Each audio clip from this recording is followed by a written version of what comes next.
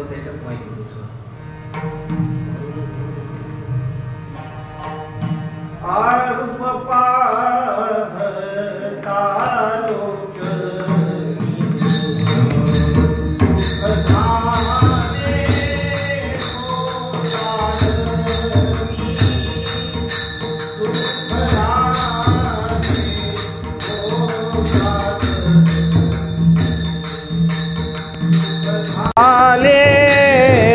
लोचनी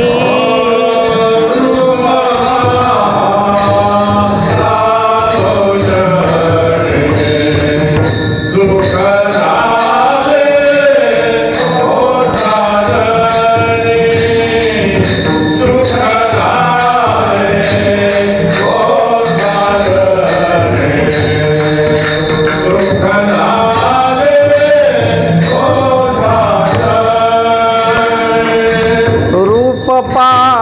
पाहता लोचनी सुख झाले वो साजनी सुख झाले वो साजनी सुख झाले वो साजनी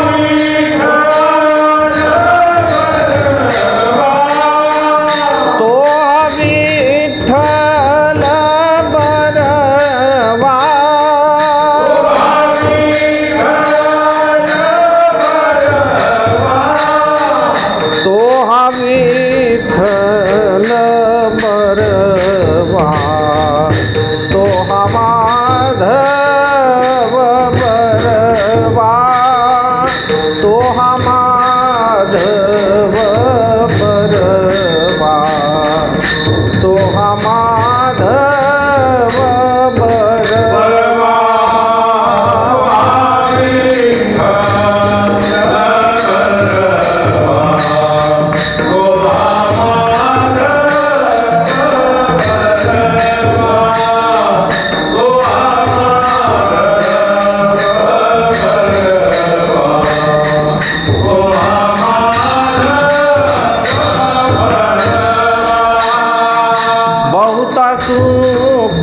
सुकृताची जोडी म्हणून विठ्ठली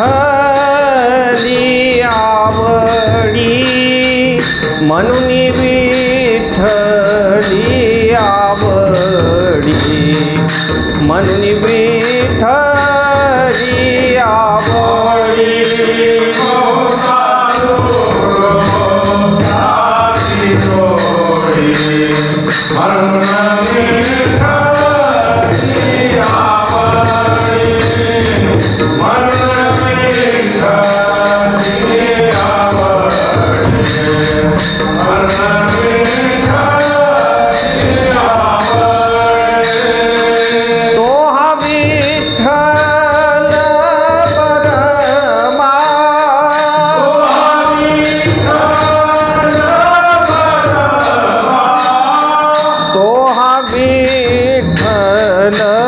बरवा तो हा माधव बरवा तो हा माधव बरवा तो हा माधव बरवा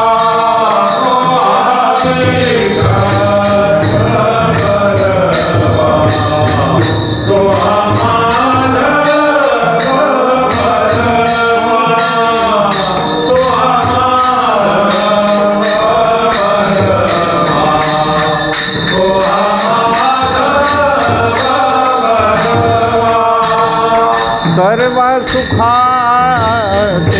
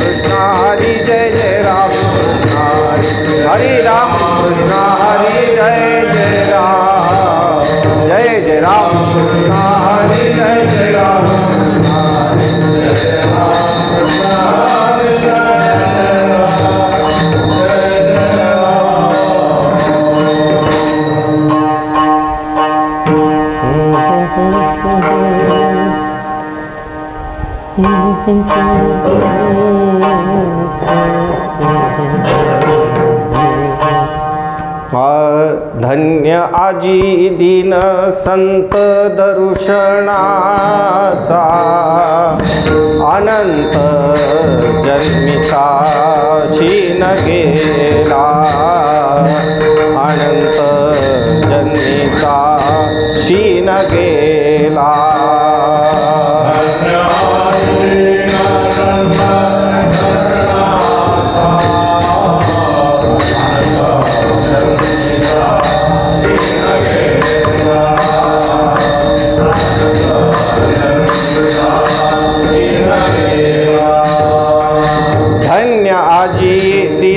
संत दर्शनाचा अनंत जन्मीचा शीन गेला, अनंत जन्मीचा शीन गेला.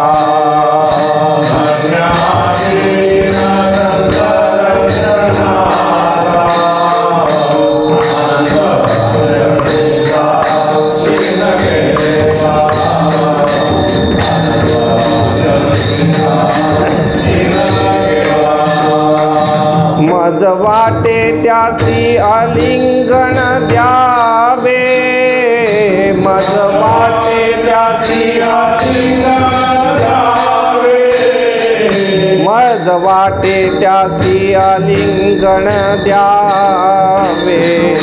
कदान सोडावे चरण त्यांचे, कदान सोडावे चरण त्यांचे.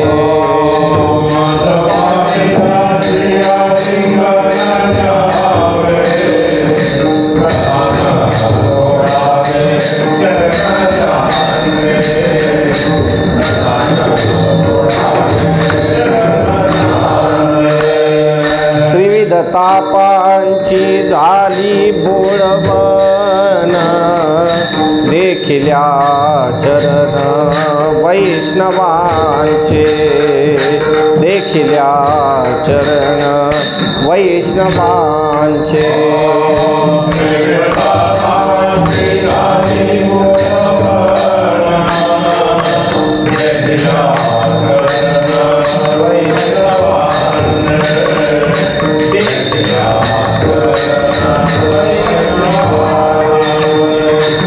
मज वाटे त्यासी आलिंगन द्यावे, मज वाटे त्यासी आलिंगन द्यावे, मज वाटे त्यासी आलिंगन द्यावे.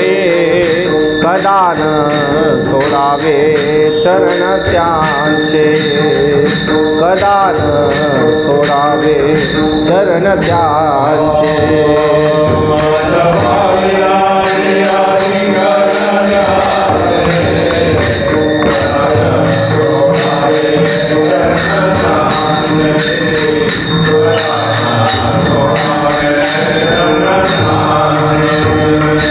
एका जनार्दनी घडो त्यांचा संग, न भावा वियोग जन्मोजन्मी, न भावा वियोग जन्मोजन्मी.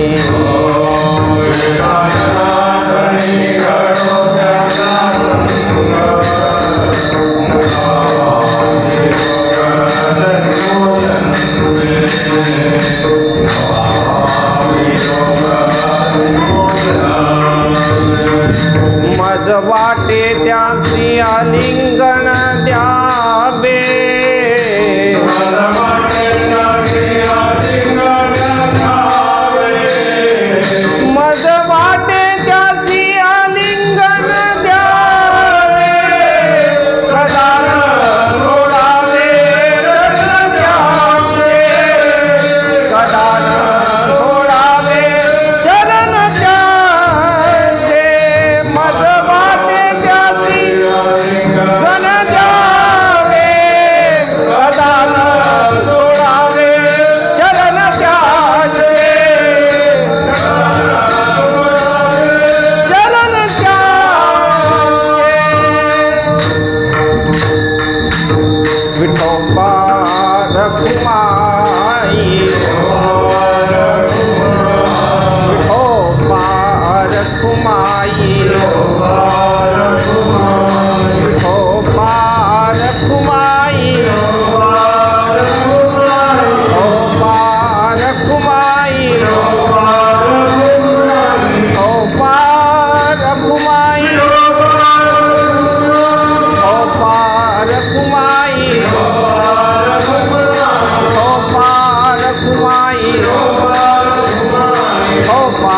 कुमाई पार कुमाई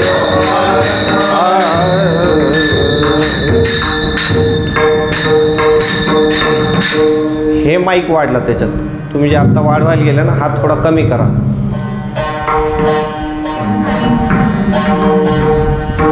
हे दुसऱ्या पॉइंट मध्ये घालून बघा.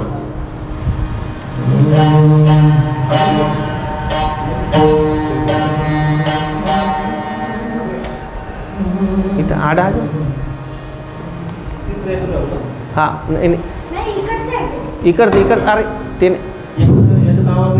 एक हे जे तुम्ही काढलं ना आता ते जागेवर लावा परत. हां ते पलीकडची काढा पिन आता. हां ती काढा आणि जिथं आत्ता लावली तिथं लावा. हां जिथं लावली होती आता अलीकडं त्याच्या. हां लावा. हां झालं. थोडं बाबा थोडं असं या, त्यांना अलीकडे येऊ द्या. असं या मागं या.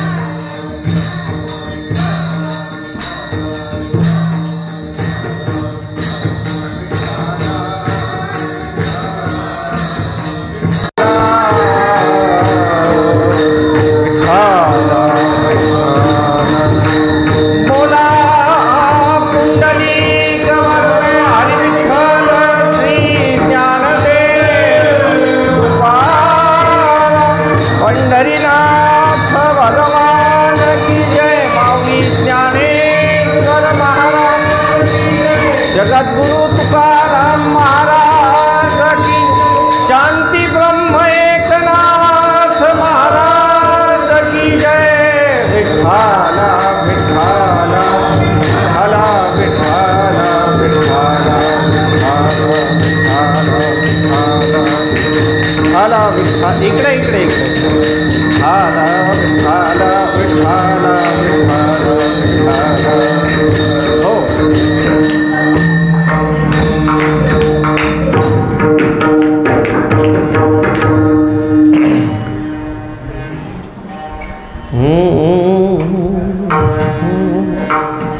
अलीकडे या।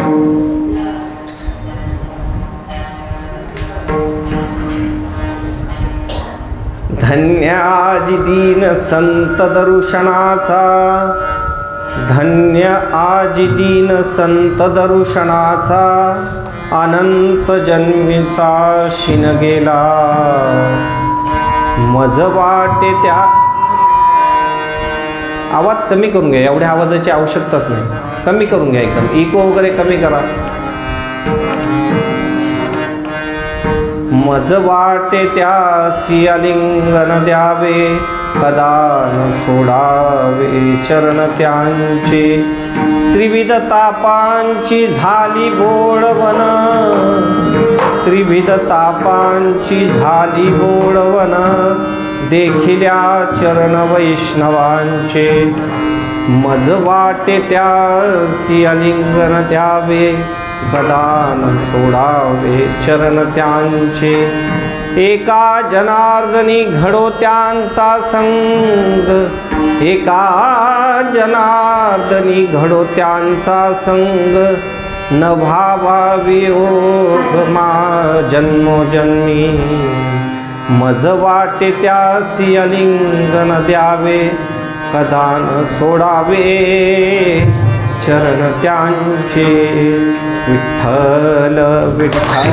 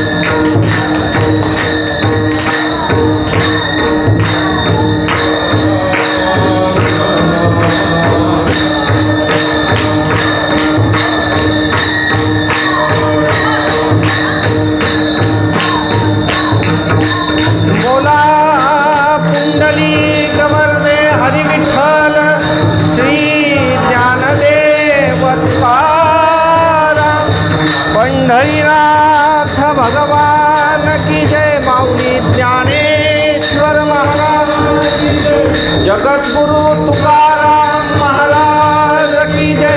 शांती ब्रह्म एकनाथ महाराज की जय। विठ्ठल विठ्ठल विठ्ठल विठ्ठल विठ्ठल विठ्ठल विठ्ठल हो।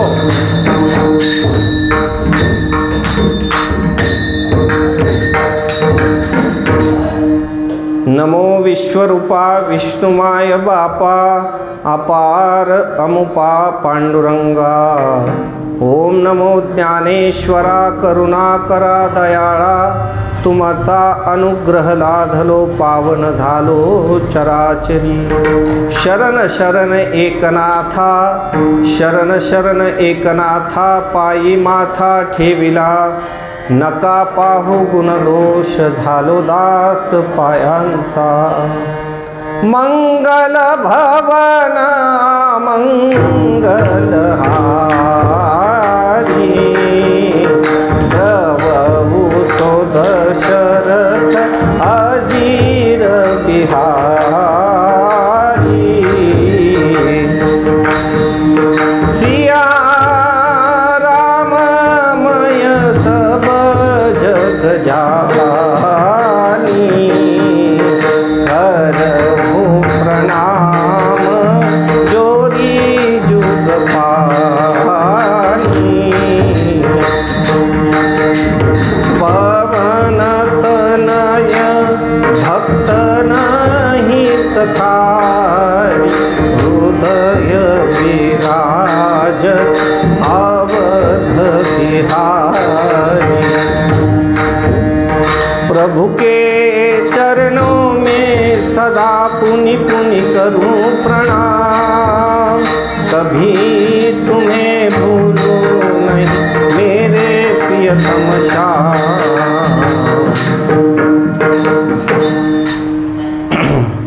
धन्य आजी दीन संत दर्शनाचा, धन्य आजी दीन संत दर्शनाचा, अनंत जन्मीचा शिन गेला, मज वाटे त्यासी अलिंगन द्यावे, कदा न सोडावे चरण त्यांचे। प्रस्तुत कीर्तन रूपी सेवेकरता निवडलेला अभंग श्रीमान आपल्या जवळ असलेलं श्री क्षेत्र पैठण, दक्षिण काशी श्री क्षेत्र पैठण, ज्यांच्या निवास ज्यांच्या कृपा छत्राखाली तुम्ही आम्ही सगळेजण आहोत, असे शांतीब्रह्म एकनाथ महाराज यांचा हा 4 चरणांचा अभंग असून संत महिमा सांगणारा हा अभंग आहे। विठ्ठल विठ्ठल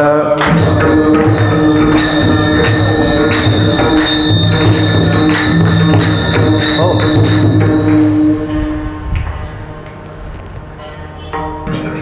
तसं नेहमी कीर्तन सेवेकरता जास्त करून तुकाराम महाराजांचा अभंग घेण्यात येतो, म्हणून जी सवय लागलेली आहे त्याच्यात सुद्धा तशी सुरुवात होण्याची शक्यता होती, पण परत त्याला आपण जागेवर आणलं आणि नाथ महाराजांचा आज आपण सेवेकरता निवडलेला अभंग आहे।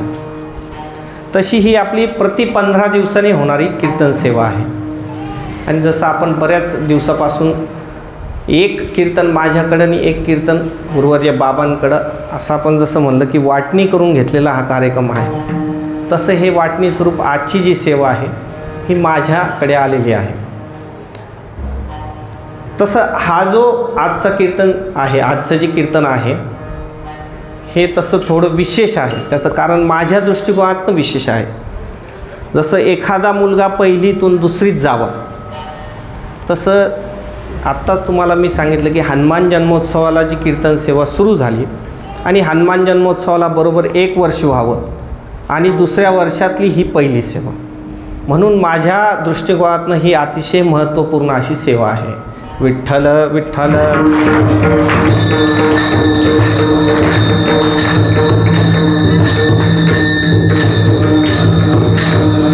हो। थोडंसं टाळाकडे लक्ष राहू द्या, सगळेजण टाळाला सहाय्य करा, अलीकडे या। तसं प्रत्येकाच्या जीवनात एखादी जी गोष्ट असते ती गोष्ट जर त्याला मिळवायची असेल किंवा ती जर गोष्ट सोडून जर इतर काही गोष्टी जर त्याच्या जीवनात असल्या जरी, जे त्याच्या जीवनातलं मुख्य ध्येय असतं, ज्या प्राप्तीकरता त्याची रात्रंदिवस धडपड चालू असते, अशी एखादी विशेष गोष्ट जी आहे ती जर त्याला जीवनात नाही मिळाली तर बाकीची इतर गोष्टी जरी त्याच्या जीवनात असल्या तरी पण म्हणावा असं त्याला समाधान वाटत नाही आणि अनेक रात्रंदिवस त्याची ती गोष्ट मिळवण्याकरता तळमळ असते. प्रत्येकाच्या आयुष्यात अशी काहीतरी एखादी कमतरता असते की ती कमतरता जी आहे ती पूर्ण करण्याकरता त्याचा अहोरात्र प्रयत्न चालू असतो. जर ती गोष्ट त्याला नाही मिळाली आणि इतर सगळी अनुकूलता जरी त्याच्या जीवनात असली तरी पण इतर कोणत्याही गोष्टीत त्याला स्वारस्य वाटत नाही. जर आपण उदाहरणार्थ जर एखादी गोष्ट सांगायची जर सांगितली तर उदाहरण असं आहे की राजा दशरथांकडे सगळ्या गोष्टी होत्या, अशी एकही गोष्ट नाही की ती त्यांच्याकडे नव्हती. फक्त राज्यामध्ये पुत्रहीन राज्य असल्यामुळे सगळी सेवा सुविधा सगळं उपलब्ध आहे, एवढं मोठं राज्य आहे, तरी पण ते जेव्हा वशिष्ठ महामुनींकडे जातात तेव्हा सांगतात की पुत्रहीनस्य मे राज्यम सर्वं दुःखाय कल्पते. एवढी सगळी गोष्ट आहे, सगळ्या अनुकूल सेवा सुविधा आहे, सगळं राज्य जे आहे ते ऐकणारं आहे आणि सगळं एवढं सगळं असूनही संतती विरहित ते राज्य आहे, तर त्याच्यात म्हणावा असं रस त्यांना वाटायला तयार नाही. आपला जो विषय चालू आहे की संततीशिवाय त्यांना इतर ज्या सगळ्या गोष्टी आहेत त्या अनुकूल असूनही त्या अनुकूल वाटायला तयार नाही. तसंच एखाद्याच्या जीवनात खूप संतती असते, एवढ्या संतती असतात की बाबा विनोदात सांगतात संध्याकाळी मोजून घ्यावं लागतात आतमध्ये, 1 2 3 4 असं मोजून आतमध्ये घ्यावं लागतात. आणि एखादं विसरलं ते म्हणतात बरं झालं तेवढीच घरात थोडी गर्दी कमी होईल. म्हणजे एवढी संतती सगळी आहे, पण जर खायला प्यायलाच नसलं, त्यांच्याकडे जर संपत्तीच नसली तर त्याला त्याच्यात काय रस वाटणार आहे. रात्रंदिवस तो त्या गोष्टीकरताच मेहनत करतो की आपल्याकडे कसं तरी ती संपत्ती यावी, कसं तरी या सगळ्या गोष्टी व्यवस्थित व्हाव्या. बरं, या दोन्ही गोष्टी असल्या एखाद्याच्या दैवयोगानं संततीही असते संपत्तीही असते, पण जी संतती झालेली आहे कदाचित एखाद्या वेळेस त्या संततीचे लग्न होत नाहीत, तर तुम्ही त्याच्याकडे बघून घ्या. सगळ्या जरी अनुकूलता त्यांच्या जीवनात असल्या तरी त्यांना असं वाटतं की जोपर्यंत ह्यांचं शुभमंगल होत नाही तोपर्यंत आपल्या जीवनाला काही रस नाही. हे थोडक्यात सांगायचा उद्देश एकच की प्रत्येकाच्या जीवनात जी कमतरता असते ती मिळवण्याकरता माणूस अहोरात्र प्रयत्न करतो. आणि मग जर असं एखाद्याचं संतती विरहित जीवन असलं, संपत्ती विरहित जीवन असलं, किंवा जसं आता मी म्हणलं की स्त्री विरहित जर जीवन असलं तो त्याच्या प्रयत्नात असतो रात्रंदिवस. आमच्याकडे एक आमचे नातेवाईक होते, त्या मुलाचं लग्नच जमायला तयार नाही. आता प्रत्येकच समाजात आता हळूहळू या मुलींच्या कमतरता व्हायला लागलेल्या आहेत. मग आता लग्न जमायचं नाही म्हणून तो रात्रंदिवस एवढा आटोकाटीने प्रयत्न करायचा, ह्याच्याकडे बायोडाटा दे त्याच्याकडे बायोडाटा दे, ह्याला सांग त्याला सांग, त्याच्या घरातल्याही लोकांचा तोच उद्योग. शेवटी जे आहे ते आमचं STD-PCO होतं. म्हणजे खरी घडलेली घटना तुम्हाला सांगतो. तिथं तो मुलगा यायचा आणि मग त्यानं तिथूनच स्वतःच नंबर डायल करायचा आणि स्वतःच सांगायचं की असा असा एक मुलगा आहे, चांगला कमावता मुलगा आहे, तुम्हाला जर त्याचं जमत असलं तर बघा. तसे त्याला खूप स्थळ येत आहेत बरं, पण तुम्ही थोडी गडबड करा तर तुमच्या नशिबाला ते येईल. असं कोणी फोन लावायचा, त्या मुलांनाच फोन लावायचा मुलींच्या आईवडिलांना, आणि तिथून ते तसं करून कसं तरी ते जमवून घेतलं. आणि ते जमवल्यानंतर ज्या दिवशी त्याचं लग्न झालं त्या दिवशी त्याला असं वाटलं आपण आता धन्य झालो. हे थोडक्यात या गोष्टी ज्या आहेत संतती संपत्ती या ज्या सगळ्या गोष्टी आहेत, त्यानंतर मी तुम्हाला जसं सांगितलं आता की लग्न म्हणजे स्त्री, या ज्या दिवशी एखाद्याच्या जीवनात येतात त्याला त्या गोष्टी जर मिळाल्या तरच त्याला धन्यता वाटते त्याच्या जीवनात. ते राहू द्या, आता ते कीर्तनात डिस्टर्ब होत त्याचा विठ्ठल विठ्ठल विठ्ठल. इकडून करता येत असलं तर करा, इकडून करता येत असलं तर करा, इकडून करता येत असलं तर करा ते, आणि दुसरं कोणतरी ज्याची हाईट पोचल ते करा. विठ्ठल विठ्ठल विठ्ठल.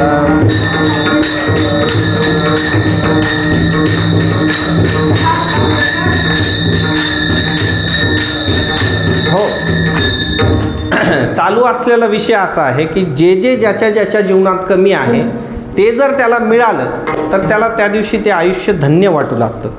जर एखादा संपत्तीहीन माणूस आहे आणि जर त्यानं खूप प्रयत्न केला आणि प्रयत्नानं जर ते त्याला मिळालं, एखाद्या वेळेस असं होतं की प्रयत्नानं मिळत नाही पण कधी कधी लॉटरी सट्टा असं एखादा काहीतरी उद्योग होतो आणि त्या उद्योगातून अचानक धनलाभ होतो. अचानक धनलाभ झाल्यानंतर त्याला जेवढं त्या दिवशी त्याला जेवढं चांगलं वाटायला लागतं, तो काय त्या सगळ्या जेवढ्या मागचं जे दुःख आहे ते सगळं विसरून त्या दिवसाला तो धन्यता मानायला लागतो. जर एखाद्याच्या जीवनात संतती नसली, ती ज्या दिवशी होईल, ज्या दिवशी त्याला कळतं की गुड न्यूज ज्याला आपण म्हणतो, तसं जर झालं तर त्याला त्या दिवशी अतिशय आनंद वाटतो. त्याला वाटतं आजचा दिवस खूप धन्य आहे.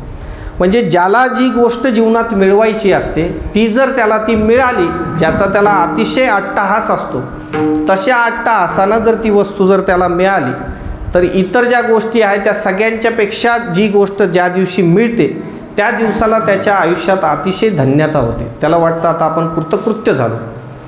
तसंच आज जो आपण सेवेकरता निवडलेला अभंग आहे, त्याच्यात नाथ महाराजांना सुद्धा आपल्या जीवनात आजचा दिवस धन्य आहे असं नाथ महाराज त्या अभंगाच्या पहिल्या चरणात सांगतात. पण नेमकं धन्यता कशामुळे मिळालेली आहे? नाथ महाराजांना सुद्धा असंच काहीतरी होतं का? जसं आपण म्हटलो की बाबा संतती नाही आहे, किंवा जीवनात संपत्ती नाही आहे, किंवा अनुकूल पत्नी नाही आहे, ह्या तिन्ही गोष्टीपैकी काहीतरी मिळवलं, किंवा अजून एखादी गोष्ट ज्याचा ध्यास असतो ती जर मिळाली, तर तशी काही धन्यता नाथ महाराजांना पाहिजे होती का? तर तशी धन्यता नाथ महाराजांना मिळवायचीच नव्हती. कारण त्यांना संपदा संपत्ती नावडे मजला असं नाथ महाराजांचं म्हणणं आहे. त्या कोणत्याही गोष्टीत नाथ महाराज रमणारे नव्हते. मग नाथ महाराजांनी नेमकी अशी कोणती गोष्ट मिळवली की त्याच्याकरता त्यांना वाटायला लागलं की आजचा जो दिवस आहे तो माझा अतिशय धन्य आहे? तसं नाथ महाराजांनी या सगळ्या गोष्टी ज्या आहेत या अगोदरच त्यांच्या जीवनात अनुकूल होत्या. या सगळ्या गोष्टी अनुकूल होत्या. लहानपणापासूनच जर नाथ महाराजांचं जर आपण जीवन बघितलं तर अतिशय संपन्न असं जीवन होतं. जरी लहानपणात एक मोठं दुःख जरी त्यांच्या वाटेला होतं की आईवडिलांशिवाय जरी त्यांचं जीवन असलं तरी पण इतर सगळी संपन्नता त्यांच्या जीवनात होती. हुशारी होती, त्याच्यानंतर चांगलं रूप होतं, चांगलं घराणं होतं. परंतु असं आहे की लहान मुलांवर जे संस्कार घडतात त्या संस्कारातून त्याची जडणघडण होत असते. प्रत्येकाचं लहानपण नेमकं कोणत्या संस्कारात जातं तसं त्याचं पुढचं जीवन खूप अवलंबून असतं. विठ्ठल विठ्ठल.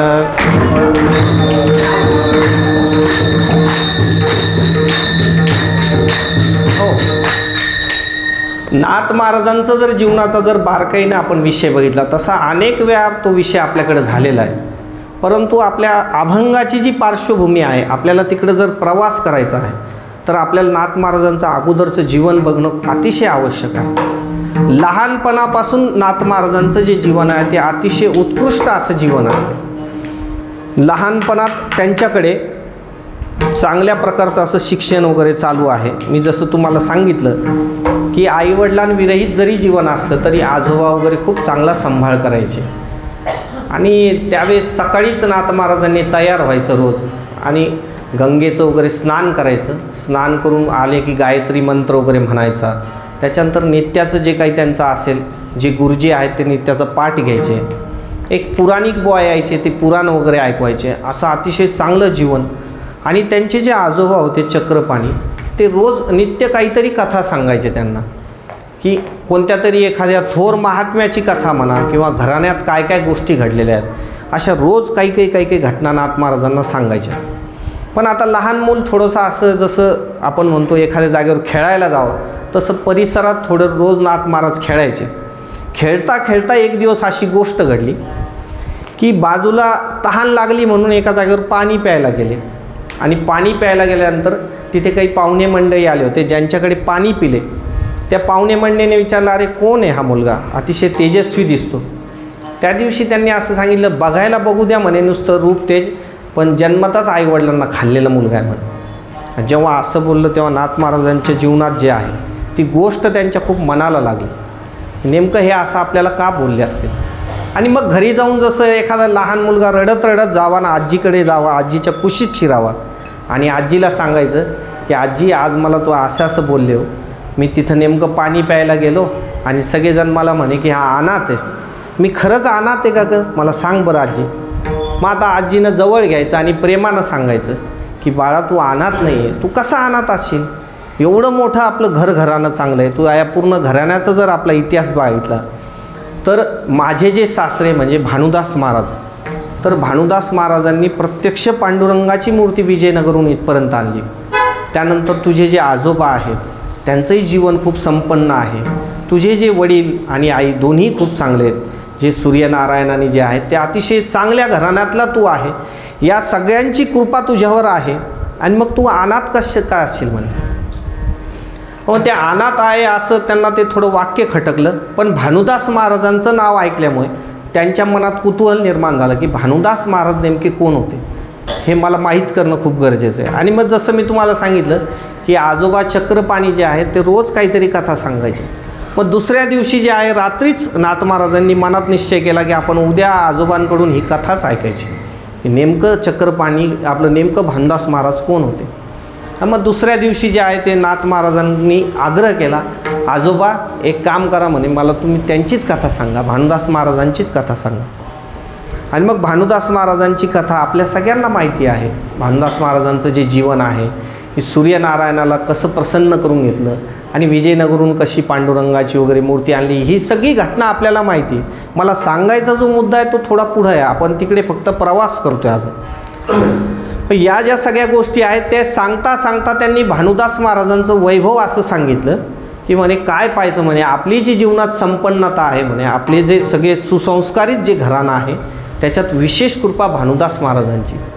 आणि भानुदास महाराजांना प्रत्यक्ष पांडुरंगाच्या सगुण मूर्तीत प्रत्यक्ष तो विग्रह दिसायचा. त्या मूर्तीमध्ये भानुदास महाराजांना जिवंत जसं पांडुरंग उभे आहेत ह्याचा अनुभव त्यांना रोज नित्य आरतीत व्हायचा आणि प्रत्यक्ष परमेश्वराचं दर्शन व्हायचं असं नाथ महाराजांना त्यांनी सांगितलं. जसं मी तुम्हाला सांगितलं की लहान मूल जे असतं त्या लहान मुलाला तुम्ही जो संस्कार देताल त्याचं मन एवढं त्यावेळेस एवढं हळूवार असतं, एवढं कोमल मन असतं, त्यावेळेस तुम्ही जी गोष्ट सांगताल तो पटकन त्याला विश्वास ठेवतो त्या गोष्टीवर. आता जर मी तुम्हाला एखाद्या वेळेस मोठं झाल्यावर जर सांगितलं की त्यांना दिसायचे महाराज, आता कोणीच आपण प्रश्न विचारणार नाही की खरंच दिसायचे, आपल्याला वाटतं हा दिसायचे काय त्याला तरी दिसत असतील.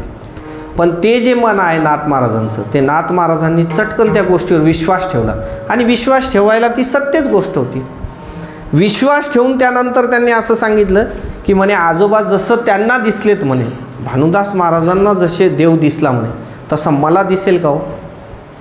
त्यावेळेस जे उत्तर दिलं ते चक्रपाणी जे त्यांचे आजोबा आहेत त्यांनी उत्तर दिलं की हो म्हणे, देव कोणालाही भेटू शकतो म्हणे. म्हणे ह्या वयात मिळेल का म्हणे, काय हरकत आहे म्हणे, या वयात तुझ्यापेक्षाही कमी वयात ध्रुव बाळांनी भगवंताची प्राप्ती करून घेतलेली. आणि मग त्या दिवशीपासून जे जीवन झालं नाथ महाराजांचं ते अंतर्मुख जीवन झालं. विठ्ठल विठ्ठल विठ्ठल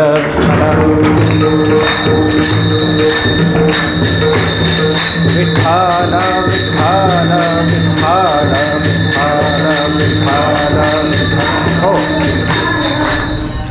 आणि मग नित्यानं मग आता नाथ महाराजांना आतमध्ये तळमळ लागली की आपल्यालाही कधीतरी भगवंताची प्राप्ती करायची. आणि मग येईल जाईल त्या सगळ्यांना फक्त एवढंच विचारायचं की मला देवाची प्राप्ती कशी होईल. प्रत्येकाला तोच प्रश्न व्हायचा. जसं तुकाराम महाराज यांची अवस्था होती की देव कृपा करील मज काय लाज राखील, पुसावेसे हेची वाटे. प्रत्येकाला तेवढंच विचारायचं. आणि तशी अवस्था नाथ महाराजांची झाल्यानंतर नाथ महाराजांनी तो एक ध्यासच घेतला. आणि ध्यास असा घेतला की आपल्याला भगवंताची प्राप्ती करूनच घ्यायची, आपल्याला भगवंताचं दर्शन करूनच घ्यायचं. जसं ती गोष्ट त्यांच्या जीवनात निर्माण झाली तसं प्रत्येकाला तेवढंच विचारायचं. आणि मग आता कोणाला विचारायचं, तर जे त्यांना शिकवायला नित्यानं शिक्षक यायचे त्यांनाही तोच प्रश्न करायचा की म्हणे मला देवाची प्राप्ती होईल का.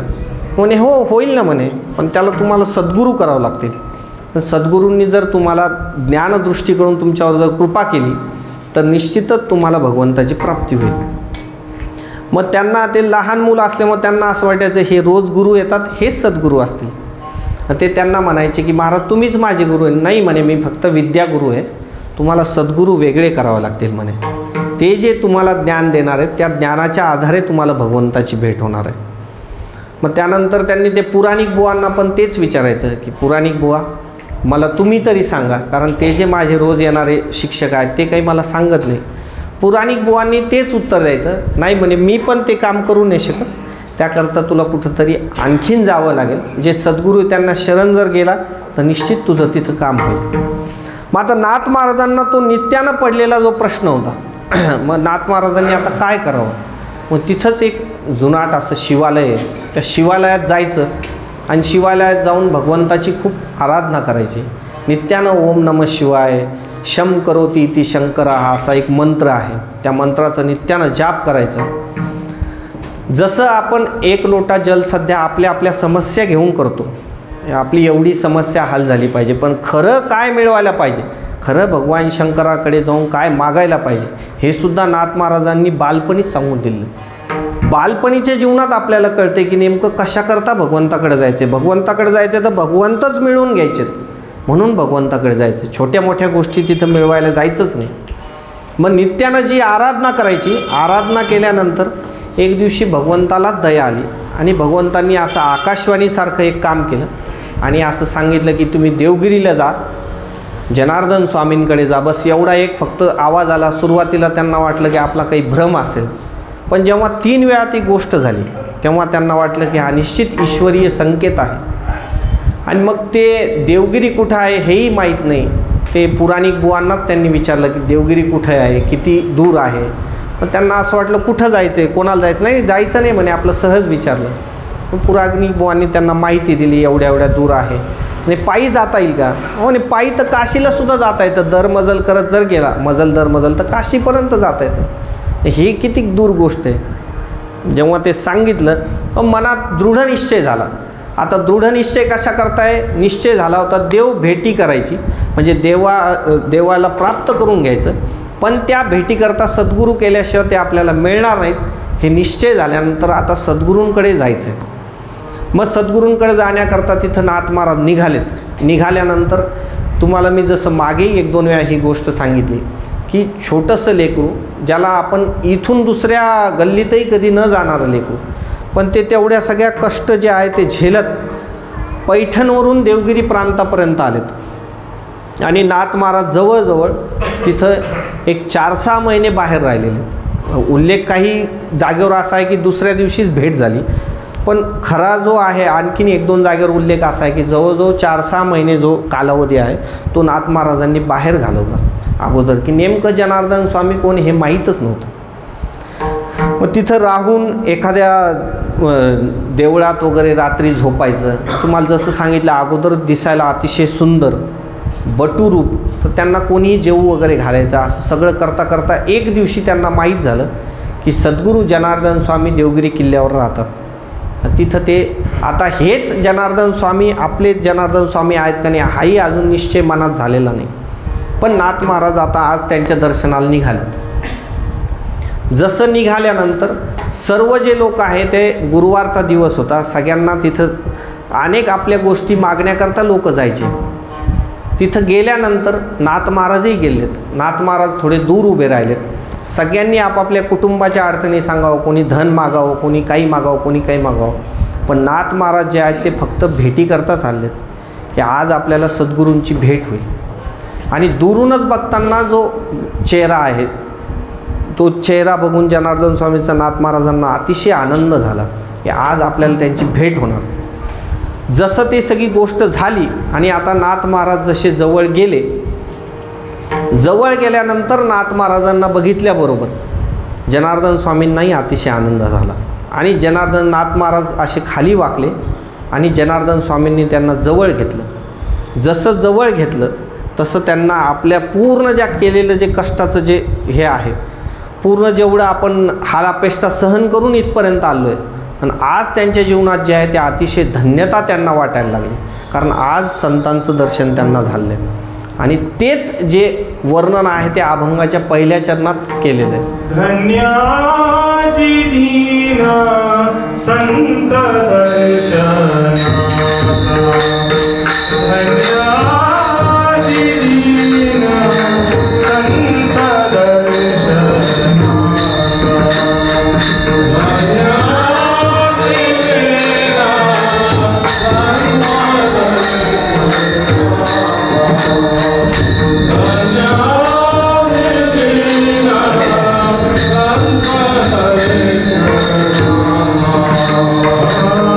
अनंत जन्मी काशीला गेला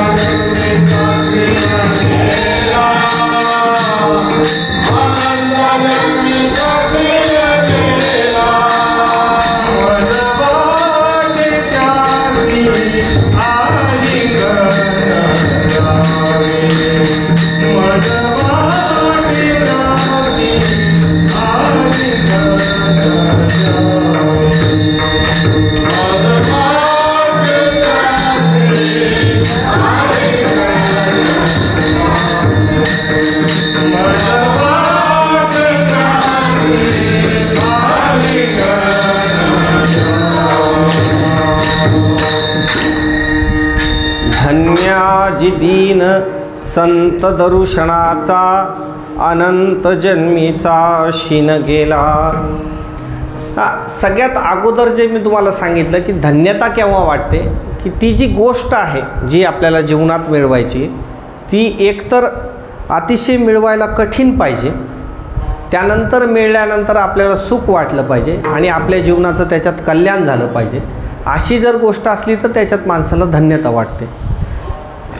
मग तसं संत दर्शन हे जे आहे हे काय एवढं अवघड आहे का काम? एवढा अवघड विषय आहे का? किंवा संत दर्शन जे आहे, कितीतरी असे आहेत की आता हे मेळावे वगैरे भरतात, यात्रा भरतात, कितीतरी लोक आपल्याला मिळतात ना, आपण कोणालाही म्हणतो हे संत आहेत, ते संत आहेत, ते संत आहेत. आता आपल्या संताच्या व्याख्याच बदलून गेल्यात. परंतु जर बघायला गेलं आपण तर जे खरे संत आहेत ते निश्चितच मिळायला अतिशय अवघड आहे. आणि तसे मिळाल्यामुळे नाथ महाराजांना त्याच्यात धन्यता वाटते. त्याचं कारण असं आहे की ते जे संत आहेत ते एवढे सोपे मिळायला नाहीत. दुर्लभो मानुषो देहो देहिनां क्षणभंगुरः तत्रापि दुर्लभं मन्ये वैकुंठ प्रियदर्शनम. दुर्लभो मानुषो देहो. तसं आणखीन एक गोष्ट आहे की मनुष्य जीवनात ज्या आहेत त्या 3 गोष्टी अतिशय दुर्लभ आहेत. एकतर सगळ्यात अगोदर जे आहे ते मनुष्यत्वम, मुमुक्षुत्वम आणि महापुरुष संश्रय. या ज्या 3 गोष्टी ज्या आहेत, दुर्लभम त्रैमेवेत्तत् देवानुग्रह हेतुकम मनुष्यत्वम मुमुक्षुत्वम महापुरुष संशय.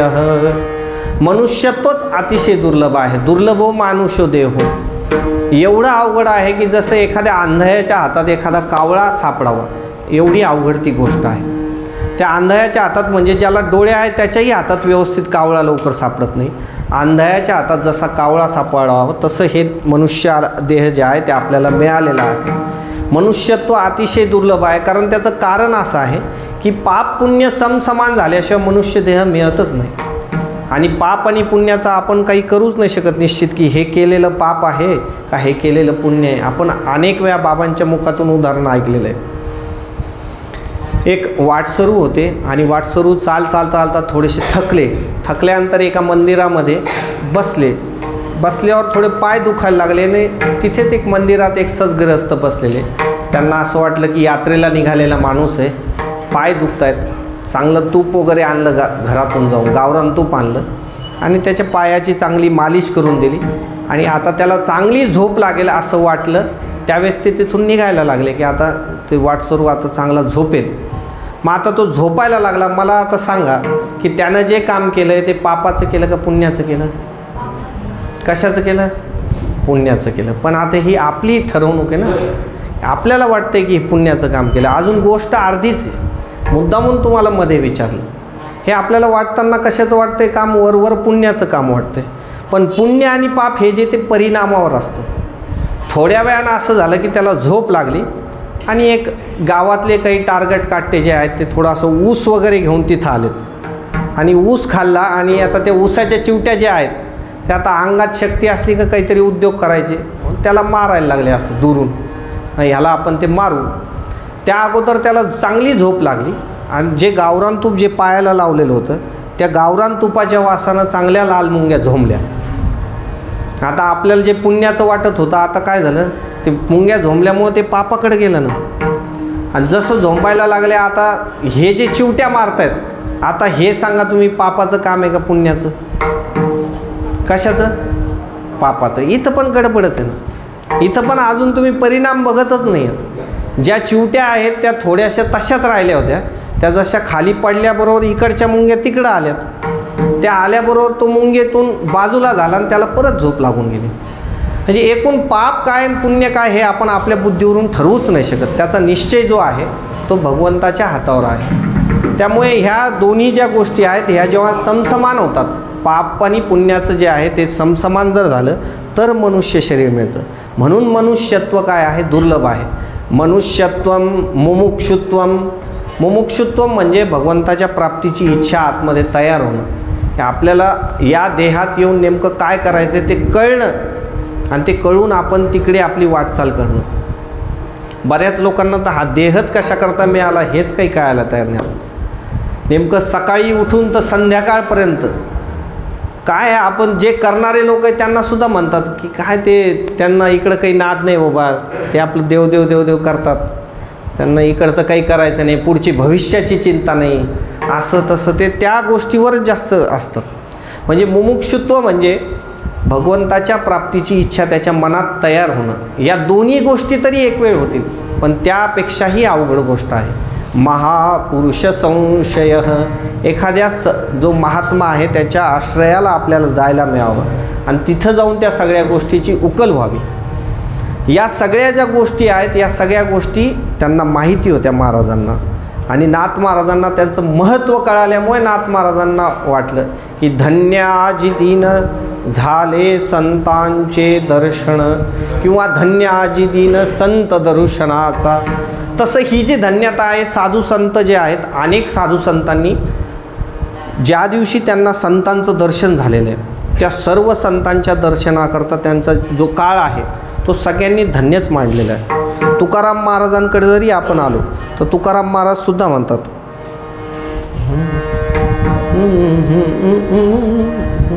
धन्य विठ्ठल विठ्ठल विठ्ठल.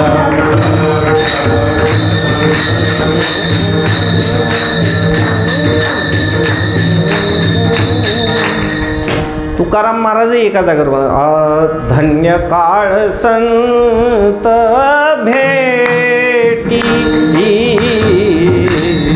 धन्य काळ संत भेटी, धन्य काळ संत भेटी, धन्य काळ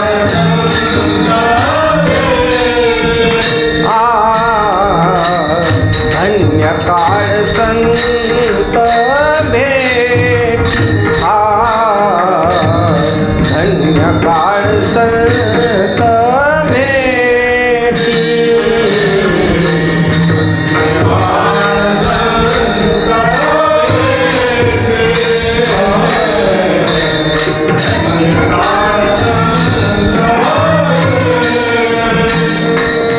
वाणी मिठी पडली तो, पायी मिठी पडली तो, पायी मिठी पडली तो, पायी मिठी पडली तो, संदेहाची सुटली गाठी, संदेहाची सुटली गाठी. तो बिका हातमुळे म्हणा तिकडे ठेवतो.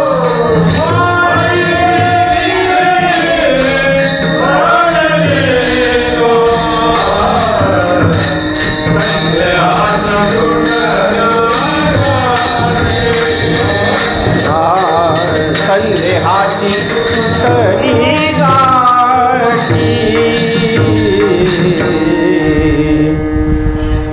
सांगायचा उद्देश आहे की सर्व साधू संतांना संत भेटीचं महत्त्व कळाले, आणि ज्या दिवशी ती भेट घडते त्या दिवशी त्यांच्या जीवनात त्यांना धन्यता वाटायला लागते. आणि धन्यता जी असते ती कोणत्या मुहूर्तावर ती गोष्ट घडली याहीपेक्षा नेमकी कोणती घटना घडते त्याच्यावर ती गोष्ट अवलंबून असते.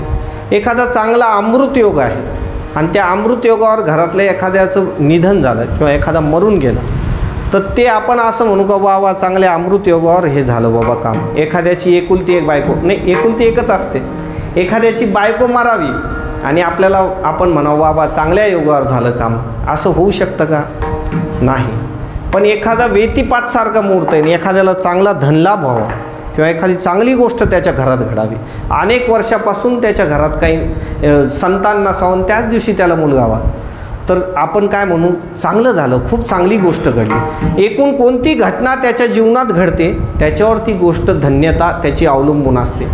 आणि त्यातली त्यात जे आहे त्यातली त्यात ही जी गोष्ट आहे ही कोणत्याही काळात जरी घडली तर ते जे आहे ते धन्यताच मानण्यासारखा काळ आहे. आणि नाथ महाराजांना त्याचं महत्त्व कळाल्यामुळे त्यांनी सांगितलं धन्य आज दिन संत दर्शनाचा.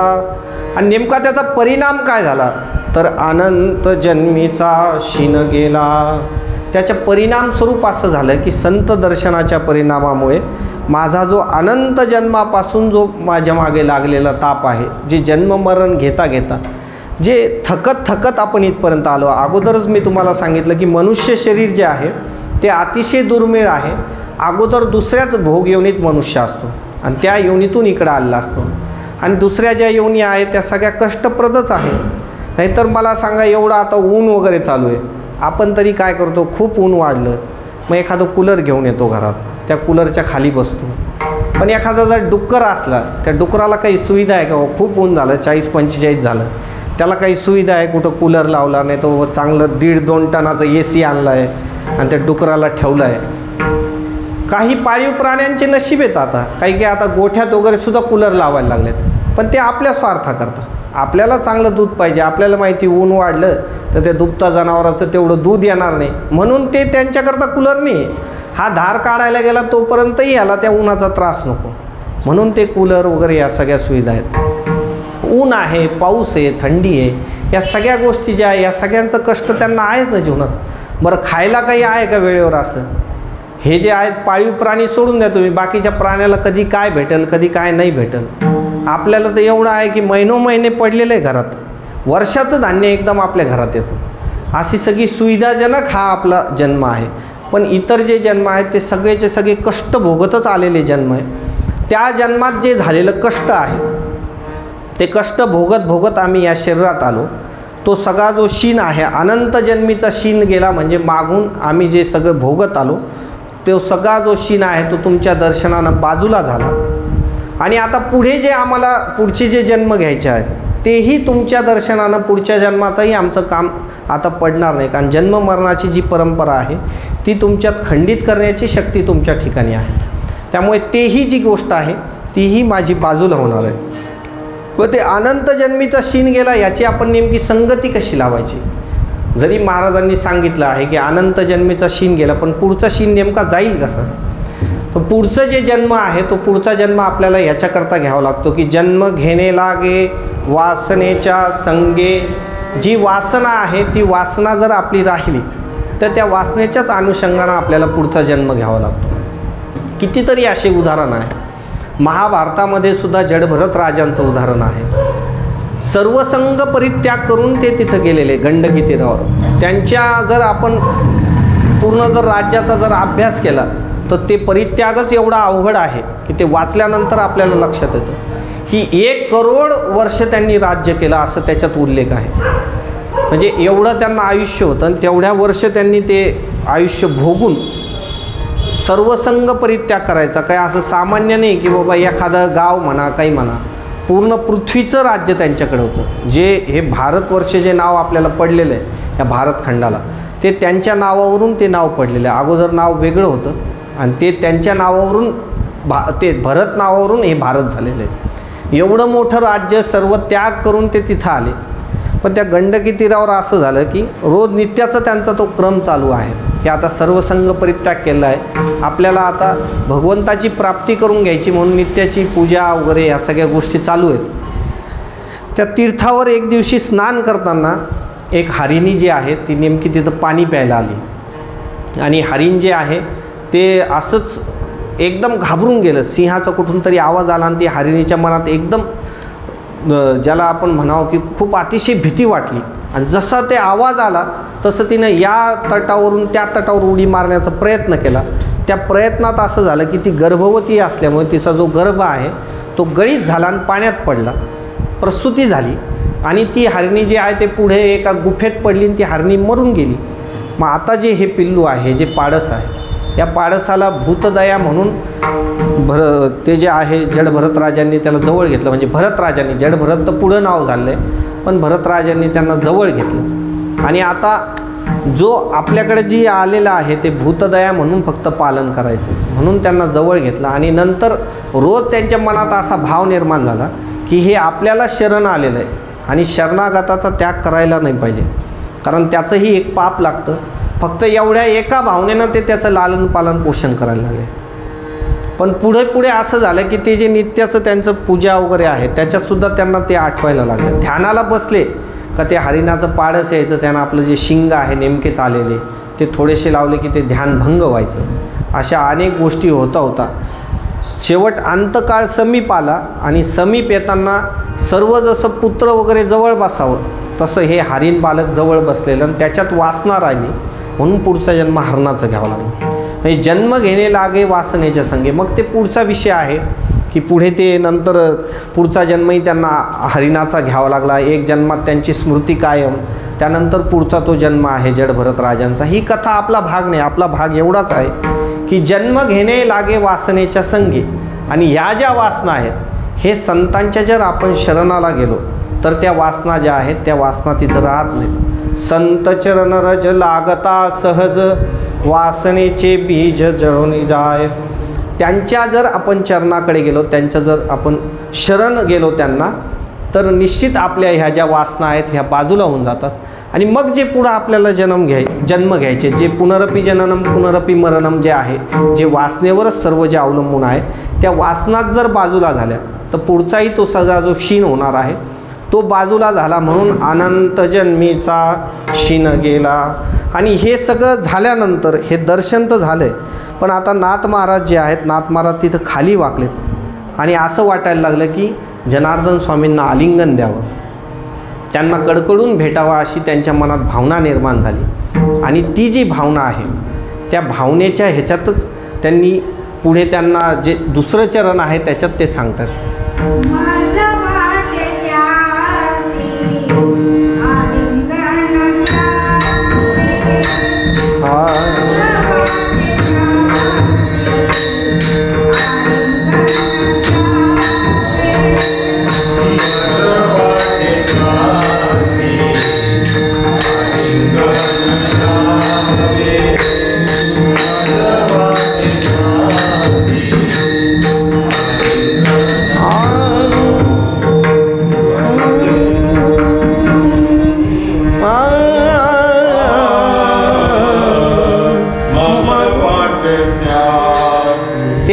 तेच व्हायलं बरं. थांबा 1-2 मिनिट. विठ्ठल विठ्ठल विठ्ठल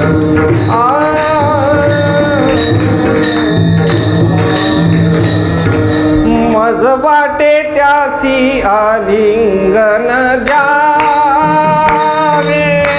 मज वाटे त्यासी आलिंगन द्यावे.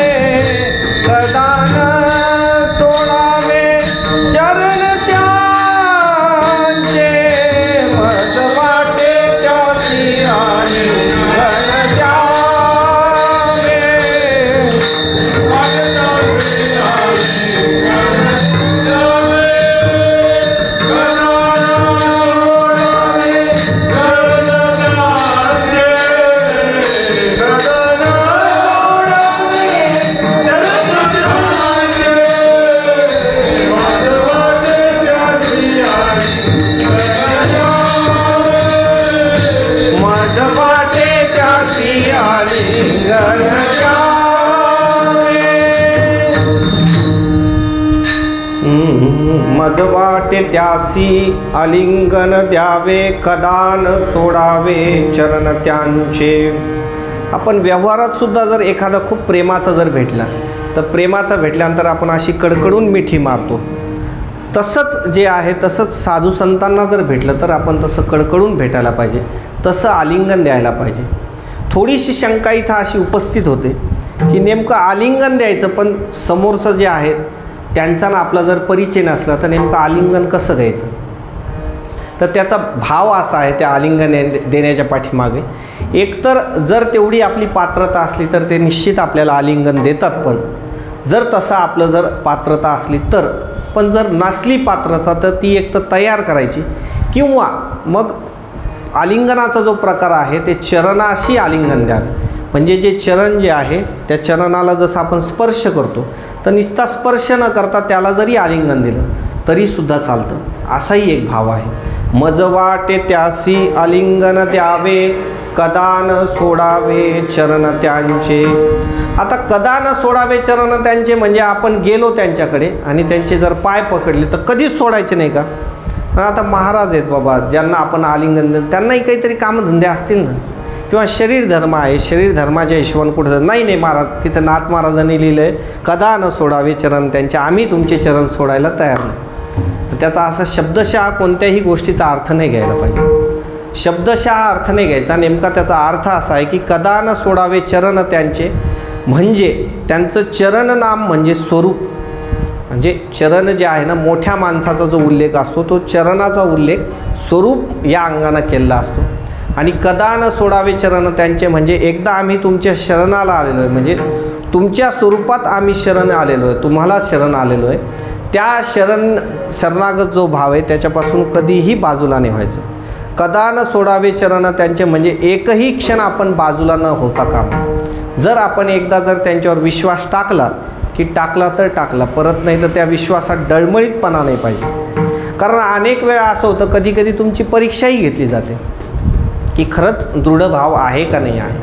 त्याच्याकरता आपण अनेक जागेवर अशा बघितलेल्या आहेत. काही काही कथा आहेत, त्या कथेतसुद्धा सांगितलेलं आहे की त्या मला वाटतं भगवान बाबांची ती कथा आहे. जेव्हा तिथं ह्याच्यावर गेले होते गडावर आणि वरतून त्यांना असं सांगितलं की इथून उडी जर मारली, स्वामी महाराजांनी कोणाला सांगितलं, स्वामी महाराजांच्याकडे भगवान बाबा गेले, माळ घालायची असं सांगितल्यानंतर तिथं स्वामी महाराज जसे गेले, नेमका आता त्यांचा भाव दृढ आहे का नाही भगवान बाबाचं ते बघण्याकरता त्यांनी असं सांगितलं, हे मंदिराचं कळस आहे म्हणे, इथून जर खाली उडी मारली तर तुला माळ घालू. आणि जोपर्यंत स्वामी महाराज खाली बसलेले तोपर्यंत तर भगवान बाबा वर चढलेत आणि तिथून दणकन खाली उडी मारून टाकली. सांगा बरं आता करतील का असं. अहो ते वरचं द्या सोडून त्या या कळसावरून उडी द्या मारायला सोडून नुसतं कळसाला स्पर्श करून ते म्हणतील गंज महाराज पडले दुसरीकडून घालू, काय त्याला उतारा म्हणतील लोक. पण असा नाही, भाव जो आहे भाव असा पाहिजे की ते कधी परीक्षा घेतील पण त्या थोड्याही त्या भावावरून आपण बाजूला होता कामा नये.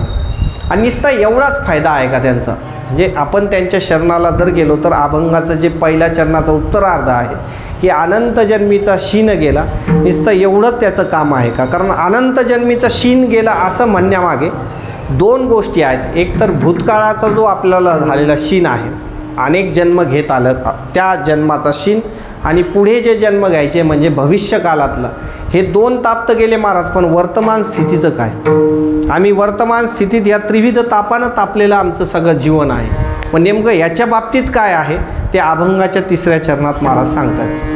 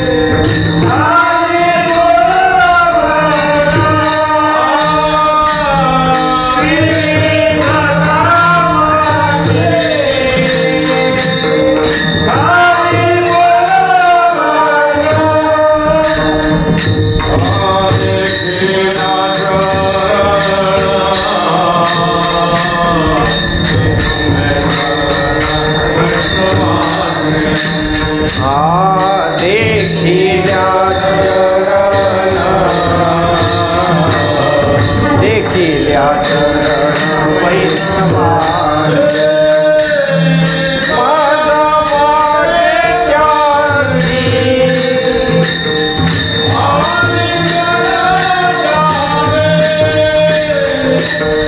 मग माझे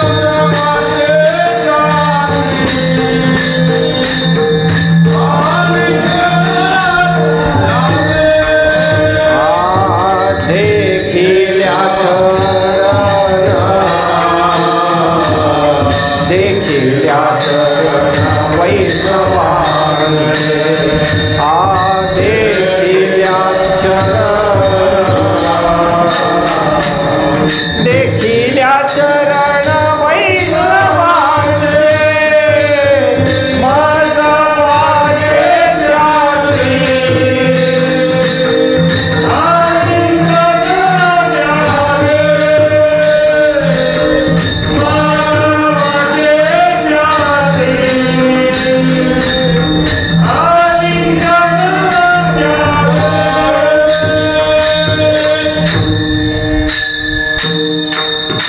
त्रिविध तापांची झाली बोळवण देखिल्या चरण वैष्णवांचे.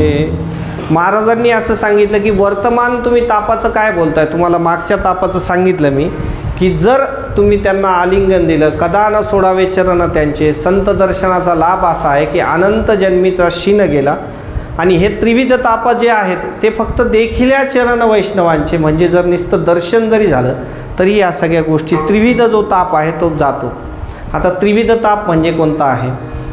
मनुष्य जीवनात जे आहे ते 3 प्रकारचे ताप आहेत. एक आध्यात्मिक ताप आहे, एक आधिभौतिक ताप आहे आणि एक आधिदैविक ताप आहे. तर थोड्या शब्दात सांगतो तुम्हाला. आध्यात्मिक ताप म्हणजे काय? अध्यात्म नाम शरीर किंवा मन, त्याला अध्यात्म म्हणतात. त्याला जो ताप होतो त्याला त्रिविध तापापैकी आध्यात्मिक ताप म्हणतात. मग शारीरिक तापाअंगत कोणता ताप आला? जर एखादा रोग झाला, एखाद्या वेळेस काहीतरी माणसाला रोग होऊन जातो, त्या रोगालासुद्धा आध्यात्मिक तापातच त्याचं येतं. त्यानंतर निस्तार रोग झाल्यानंतरसुद्धा खूप माणूस परेशान होतो. अनेक प्रकारचे रोग आहेत. जवळजवळ असं म्हणतात की 72,000 प्रकारचे रोग आहेत आणि ते प्रत्येकाच्या शरीरात असतात. फक्त मागचं जसं त्याचं हे असेल, कर्म असेल, त्या अंगानं त्याला जसं पाप असेल तसे ते रोगाच्या स्वरूपात पुढे येतात. आणि नुसतं तेवढंच नाही, त्या शरीराला होणारा जो ताप आहे किंवा शरीराला होणारी जी व्याधी आहे ती आध्यात्मिक ह्याच्यात मोडते. आणि मानसिकसुद्धा ताप आहे. म्हणजे काही लोक जसं आपण म्हणतो डिप्रेशन वगैरे जे आजार आहेत, आता हे सुद्धा कशाचंच आहे? हे सुद्धा आध्यात्मिकच ताप आहे. हे आध्यात्मिक ताप त्याच्या पाठीमागं लागलेलाच आहे, प्रत्येकाच्या पाठीमागं आहे. आध्यात्मिक आहे. आता आधिभौतिक ताप. आधिभौतिक ताप म्हणजे आपल्यापासून सोडून इतर जे चेतन जीव आहेत त्यांच्यापासून आपल्याला होणारा त्रास. हे एखादा मनुष्य आहे, चालताच कुठंतरी आपल्याला भेटला आणि बोलता काहीतरी भांडण झालं आणि त्यानं दिली एक थोबाडात ठेवून, तो कोणता ताप झाला? त्याच्याकडून मिळणारा म्हणजे आधिभौतिक ताप. त्यानं आपल्याला मारलं किंवा एखाद्या वेळेस काहीतरी अपमान केला, काहीतरी एखादं भांडण झालं, त्याच्यातून त्यानं अपमान केला, आपल्या मनाला लागेल असं काहीतरी कोणतरी बोललं, तो सुद्धा आधिभौतिकच ताप आहे. हा निस्ता ताप इतर मनुष्याकडूनच नाही तर एखाद्या प्राण्याकडून होऊ शकतो. चालताच एखादा साप असतो, एखादा विंचू असतो, पाय पडला आणि त्यानं आपला प्रसाद दिला थोडासा, तो प्रसादसुद्धा त्याच्यातच मोडतो. आधिभौतिकच ताप आहे. आणि तिसरा आहे आधिदैविक ताप.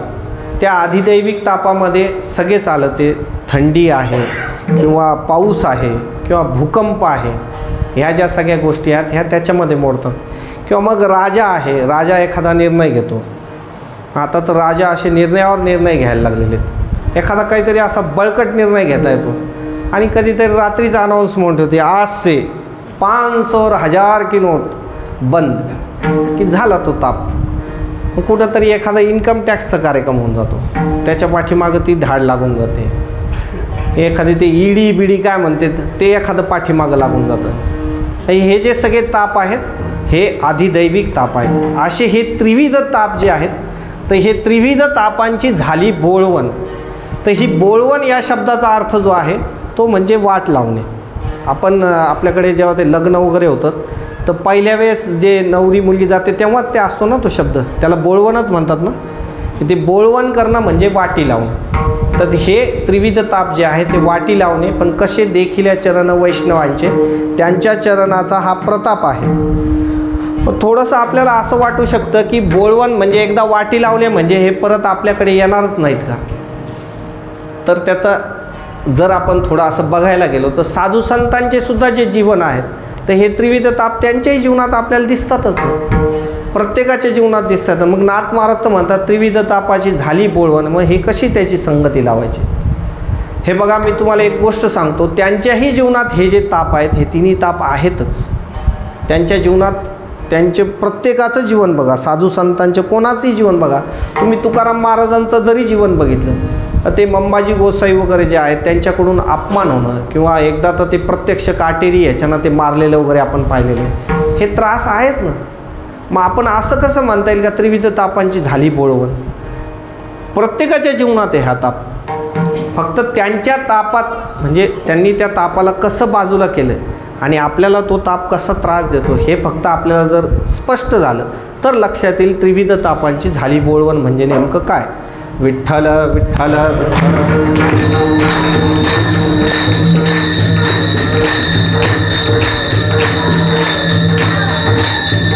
हो. एकदा कबीर महाराज असे रस्त्यावरून चालले होते आणि रस्त्यावरून चालता चालता एक कुत्रा जो आहे तो कबीर महाराजांना चावला. चावल्यानंतर कबीर महाराजांचं सुरुवातीला जसा पाय पकडला, कबीर महाराजांचं आपलं नामस्मरण चालू, राम राम राम राम म्हणता म्हणता कबीर महाराज पुढं चाललेले. पुढं चालल्यानंतर ते कुत्र्याला ते आता शेवटी चांगलं मांस आहे आणि पकडलेला आहे, तो जो पकडला आहे तोही काहीच म्हणत नाही, हाड म्हणत नाही, काहीच म्हणत नाही. म्हटल्यानंतर त्यांना तो जे लावलेले जे दात आहे, सुरुवातीला रक्त यायला लागलं. रक्त आल्यानंतर ते चाटून अजून ते कुत्र्याला चांगलं वाटायला लागलं. कुत्र्यानं अजून आपले दात आतमध्ये टाकलेत. आता जे आहे, आता कबीर महाराजांचं जे मांस आहे ते मांस असं ओढून काढलं बाजूला आणि आता ते थोडं असं लटकायला लागलं. तरी पण कबीर महाराज आपले पुढं चाललेले, राम राम राम राम म्हणता म्हणता पुढं चालले. आता ते मांस जे आहे ते असं रस्त्याचं काही भाग जो आहे तो रस्त्याच्या काही भागाला लटकायला लागला आणि काही जे आहे ते कुत्रा इकडून लचका तोड तिकडून लचका तोड असं चालू आहे. तेवढ्याच समोरून जे आहे ते एक सद्ग्रस्त आले आणि त्यांनी असं सांगितलं की म्हणे काय म्हणे कबीर महाराज काय चाललं. काय नाही म्हणे, माझ्या कामाला चाललो म्हणे. अहो ते नाही विचारायचे मी तुम्हाला, हे जे कुत्रा आहे ह्याचं काय चाललं आहे, तुम्हाला साधा हाड म्हणता येईना का म्हणे त्याला. हे म्हणे काय कोणतं काय. तर ते त्यांनी असं सांगितलं, अरे तुमच्या ते पायाचा लचका तोडला आहे, तो एवढ्या वेळचं मांस खातोय, ते बाजूला लटकायला लागलं. तर कबीर महाराजांचं त्यावेळेसचं जे उत्तर आहे त्यांनी असं सांगितलं की कुत्ता जाण्यावर चमडी जाणे. म्हणजे आपलं जे देह तादात्म्य आहे ते ह्या साधू संतांचं बाजूला झालेलं असतं. देहाविषयी जे ममत्व असतं ते बाजूला झाल्यामुळे त्यांना या देहाच्या अंगाने होणारे जे ताप आहेत. आता आपल्याला अगोदर सांगा, मी तुम्हाला जसं सांगितलं साधू संतांच्याही जीवनात हे ताप आपल्या दृष्टीला पडतात, पण त्यांच्या दृष्टीला हे ताप आहेत का नाही. कारण त्यांची जी दृष्टी आहे ती देह तादात्म्य त्यांचं दृष्टीतून बाजूला झालेलं असतं आणि जे भगवंताच्या भक्तीचं जे सुख आहे, जे प्रेम सुख आहे ते पूर्ण ओतप्रोत भरलेलं असतं. त्या देहाच्या अंगानं सगळ्या गोष्टी विसरलेल्या असतात आणि तसे जे महात्म्य असतात त्यांचं वागणं जे असतं ते थोडं वेगळंच असतं. त्यांचं नेमकं वागणं कसं असतं ते श्रीमद भागवताचा द्वितीय जो स्कंद आहे त्याच्या एका श्लोकामध्ये सांगितलेलं आहे. एवं व्रतस्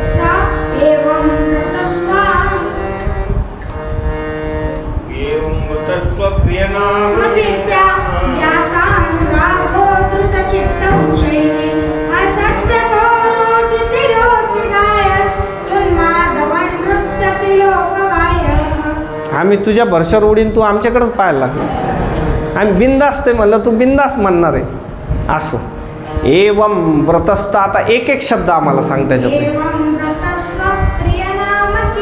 हे जे साधू संताचं जे जीवन असतं ते बघा की त्या नामस्मरणाच्या ह्याच्यातच ते गर्क झालेलं जीवन असतं. एवं व्रतस्थ प्रिय नाम कीर्त्या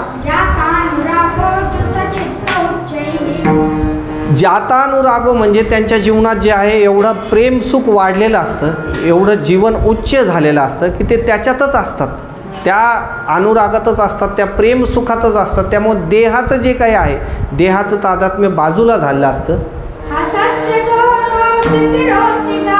कधी कधी असे असतात की ते महात्मे असे मोठ्यानं असतात कधी कधी मोठ्यानं रडतात. त्यांचा जो भाव असतो तो अतिशय वेगळ्या प्रकारचा भाव असतो आणि त्याच भावात असल्यामुळे इतर ज्या काही सगळ्या गोष्टी आहेत त्या इकडच्या सगळ्या गोष्टी विसरून जातात. सहज थोड्या भाषेत जर तुम्हाला आम्हाला जर सांगायचं तर डॉक्टरी भाषेत जर आपण बघायला गेलो तर ज्याला ॲनेस्थेशिया दिलेला आहे त्याचं ऑपरेशन जरी केलं तर त्याला काही वाटतं का? ज्याला आता ॲनेस्थेशिया दिलेला आहे, आता आपल्याकडं डॉक्टर गंडे साहेब आहेत, जर ॲनेस्थेशिया दिला तर त्या पेशंटला काही वाटतं का? तसं हे जे नामस्मरण रूपी जे आहे ते ॲनेस्थेशियाच आहे. त्या बाकीच्या सगळ्या गोष्टीचा विसर पडून जातो. तिकडचं हां जाईल भवश्रम सुख होईल दुःखाचे, जाईल भवश्रम सुख होईल दुःखाचे. इकडच्या सगळ्या गोष्टीकडे जे आहे त्यांचं जे काम असतं ते वेगळ्याच स्वरूपाचं झालं असतं. थोडंही त्यांना काही वाटत नाही आपल्या शरीराचं नेमकं, कारण हे जे त्रिविध जे ताप आहेत हे फक्त शरीराला आणि मनालाच आहेत. बरं, जर आपली शरीराची जी अवस्था आहे ती जर विधेयी झाली, मनाची अवस्था जर उन्मयी झाली तर हे दोन्ही त्रास जाणवतच नाही. जरी आपण या त्रासाचे 3 प्रकार जरी पाडले की आधिदैविक, आध्यात्मिक, आधिभौतिक, पण हे सगळेच्या सगळे उपभोगाचं जे हे आहे साधन आहे ते फक्त शरीर आणि मन हे 2च साधन. याद्वारेच आपल्याला त्याची अनुभूती होते आणि महात्म्यांचे हे जे दोन्ही गोष्टी असतात ह्या वेगळ्याच जागेवर असतात. त्यामुळे आपल्याला त्याच्यातलं त्यांना जसं महात्म्यांना काहीच वाटत नाही तसं त्यांच्या शरणाला जर आपण गेलो तर तेही त्यांच्या प्रभावानं आपल्याला तसं बनवतात. पण मग नेमकं कसं जायला पाहिजे, नेमकं आपण कसं शरण जायला पाहिजे? तर कसं शरण जायला पाहिजे? तद्विधी प्रणिपातेन परिप्रश्नेन सेवया ज्ञानिनस्तत्वदर्शिनः. तद्विधी प्रणिपातेन म्हणजे नेमका नमस्कार कसा करायला पाहिजे, साष्टांग नमस्कार कसा पाहिजे. नाही तर आपलं नुसतं असं करायचं. नेमकं संतांच्याकडे जेव्हा आपण जातो तर कसं नमस्कार पाहिजे, कसं त्यांना शरण जायचं. तद्विधी प्रणिपातेन परिप्रश्नेन सेवया उपदेक्षन्ति ते ज्ञानं ज्ञानिनस्तत्वदर्शिनः. ते ज्ञान पैगाबरवे जरी मनी आथी आणावे तरी संताया भजावे सर्वस्वेसी. जर तशी जर स्थिती आपल्याला प्राप्त करून घ्यायची असेल तर त्यांनाच शरण जावं लागतं, सद्गुरूंनाच शरण जावं लागतं, संतांनाच शरण जावं लागतं.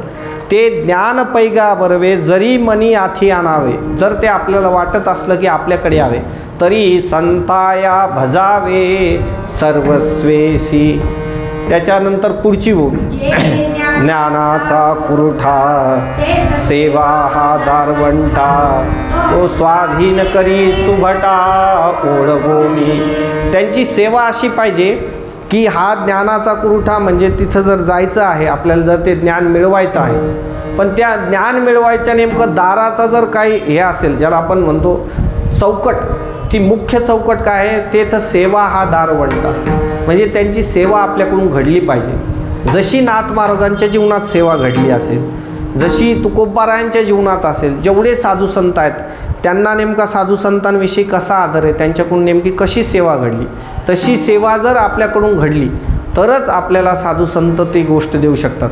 तरी तनु मनु जीवे चरणासी लागावे आणि अगरवता करावे दास्य सकळ. नेमकं दास्य कसं करायचं आहे? तनु मनु जीवे, पूर्ण भाव त्यांच्यावर पाहिजे. जसं मी तुम्हाला सांगितलं की एखादं काम सांगितलं की केलं असतं, पण आता थोडं जरा मला माझं काम आहे ते करतो, किंवा आज काहीतरी दुसरं कारण सांगायचं, ते जे असेल ते काम जसं पडेल तसं करायला पाहिजे. जी सेवा आहे ना ही सेवा मोठ्या भाग्यानं आपल्याला मिळालेली आहे. नेमकं माझी नेमकी नेमणूक याच्याकरता झाली, याचा आनंद झाला पाहिजे. तुम्ही अमानित्व, अदंभित्व, अहिंसा, क्षांती, राजवून त्याच्यातल्या ज्या आचार्योपासनम ज्या ओव्या आहेत त्या आचार्योपासनमच्या ओव्या प्रत्यक्ष एक वेळ बघून घ्या की नेमकी सेवा कशी व्हायला पाहिजे. त्या सेवेत शेवट जे आहे, शेवट असं सांगितलेलं आहे की ते श्रीगुरू जे आहेत ते पूर्ण जे काम सांगतील ते सगळ्या कामाकरता मीच तिथं राहील, कोणालाही ते वाट्याला येऊ देणार नाही. त्यांच्या पूर्ण ह्याचं जे आहे आणि मग शेवटला मागणी स्वरूपही आहे बरं तिथं की जेवढे काही श्रीगुरूंचे नातेसंबंध असतील तेवढे सुद्धा मीच होईल, सगळ्या गोष्टी मीच होईल त्यांच्याकरता. एवढ्या सगळ्या गोष्टी तेवढ्या तळमळीनं झाल्या पाहिजे. तेवढ्या तळमळीनं जर झाल्या तरच ते होईल. आणि मग शेवटच्या ओळीत सांगतात, आपुले तेही सांगतील पुसले, अंतःकरण बोधले संकल्पाने. आणि मग जे आहे, जे अपेक्षित, जे आपुले म्हणजे ज्या गोष्टीची आपल्याला अपेक्षा आहे, जे ज्ञान त्यांच्याकडून आपल्याला मिळवायचं आहे, तेही ते आपल्याला पुढे त्याचा बोध करतात. तेने अंतःकरण बोधले संकल्पाने. जिथं संकल्पच तयार होत नाही तिथं विकल्प वगैरे या सगळ्या गोष्टी बाजूलाच होतात, वासना वगैरे सगळ्या गोष्टी बाजूलाच होऊन जातात. आणि जर तसं जीवन झालं तर या ज्या सगळ्या गोष्टी आहेत, जसं सांगितलं अनंता जन्मीचा शीन गेला, ही गोष्ट सामान्य अवस्थेतच घडते. पण ते जे आहे या सगळ्या तळमळीनं जर गोष्टी झाल्या तर आपल्याला साधू संतांच्या विषयी तेवढा आदर पाहिजे. साधू संत जे आहेत आपल्या मनात नेहमी इच्छा पाहिजे की आपल्याला त्यांनी आपल्याकडं आलं पाहिजे, आपण त्यांच्याकडं गेलं पाहिजे. या सगळ्या गोष्टीची जर आपल्याला आवड असली तरच या गोष्टी आपल्या जीवनात घडू शकतात. विठ्ठल विठ्ठल.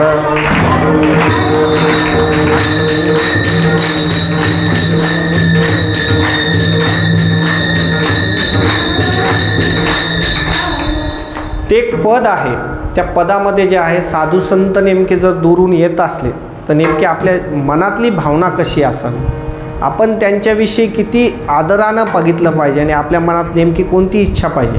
तर ते एक पद असं आहे, मेरे तो मन में है बड़ो यही चाव, संतन को देखो आवतो, बड़े भाग्य से संत पधारे उठ कर करूं प्रणाम, बड़े भाग्य से संत पधारे उठ कर करूं प्रणाम. जर साधू संत जर येत असले तर आपण नेमकं त्यांच्याकरता कसं पाहिजे. बडे भाग्य से संत पधारे उठ कर करू प्रणाम. नाही तर आपण बसलेलो आहे, दुरून जर ते दिसले तर आपण आपल्या देहाला विसरून त्यांच्याकडे जायला पाहिजे. बाबांच्या मुखातून कितीतरी वेळा ती गोष्ट ऐकलेली, कधी कधी तर असं वाटतं की हे दृश्य आपण बघतोय. जेव्हा बाबांच्या मुखातून मी कितीतरी वेळा ती गोष्ट ऐकलेली की परमपूज्य प्रातस्मरणीय लोहिया महाराज जे आहेत, तर प्रातस्मरणीय धुंडा महाराजांचं जे कीर्तन आहे तिथं कोरडगावला होतं. आणि जसं कोरडगावला महाराज आलेत असं माहिती पडलं फक्त की आता धुंडा महाराज जे आहेत ते गाडीतून उतरलेत. जसं माहीत पडल्याबरोबर लोहिया महाराज धावत तिथपर्यंत गेले आणि अतिशय चांगला असा वेश होता. अगोदरचे लोक म्हणायचे की त्यांचं राहणीमान वगैरे खूप, ज्याला आजच्या ह्याच्यात आपण स्टँडर्ड म्हणतो, अतिशय चांगलं राहणीमान.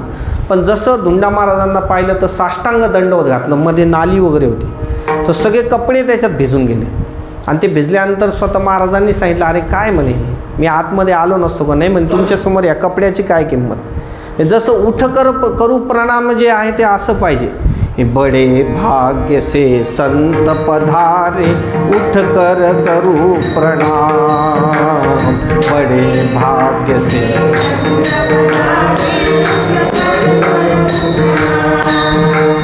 सेवा करूं भाग्य मेरे जागे, सेवा करूं भाग्य मेरे जागे, घर ही में आए चारों धाम, संतन को देखो आवतो,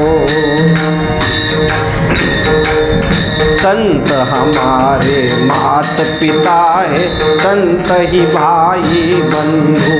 सगळे जेवढे संबंध आहेत ते संतच आहेत. संत हमारे मात पिता है, संत ही भाई बंधु, संत मिलाए राम से ही, संत मिलाए राम से ही, काटे हैं जम के पंथ, संतन को देखो आवतो.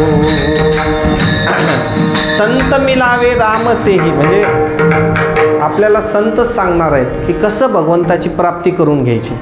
संत मिलावे राम से ही, काटे है भव के पंथ, जम के पंथ.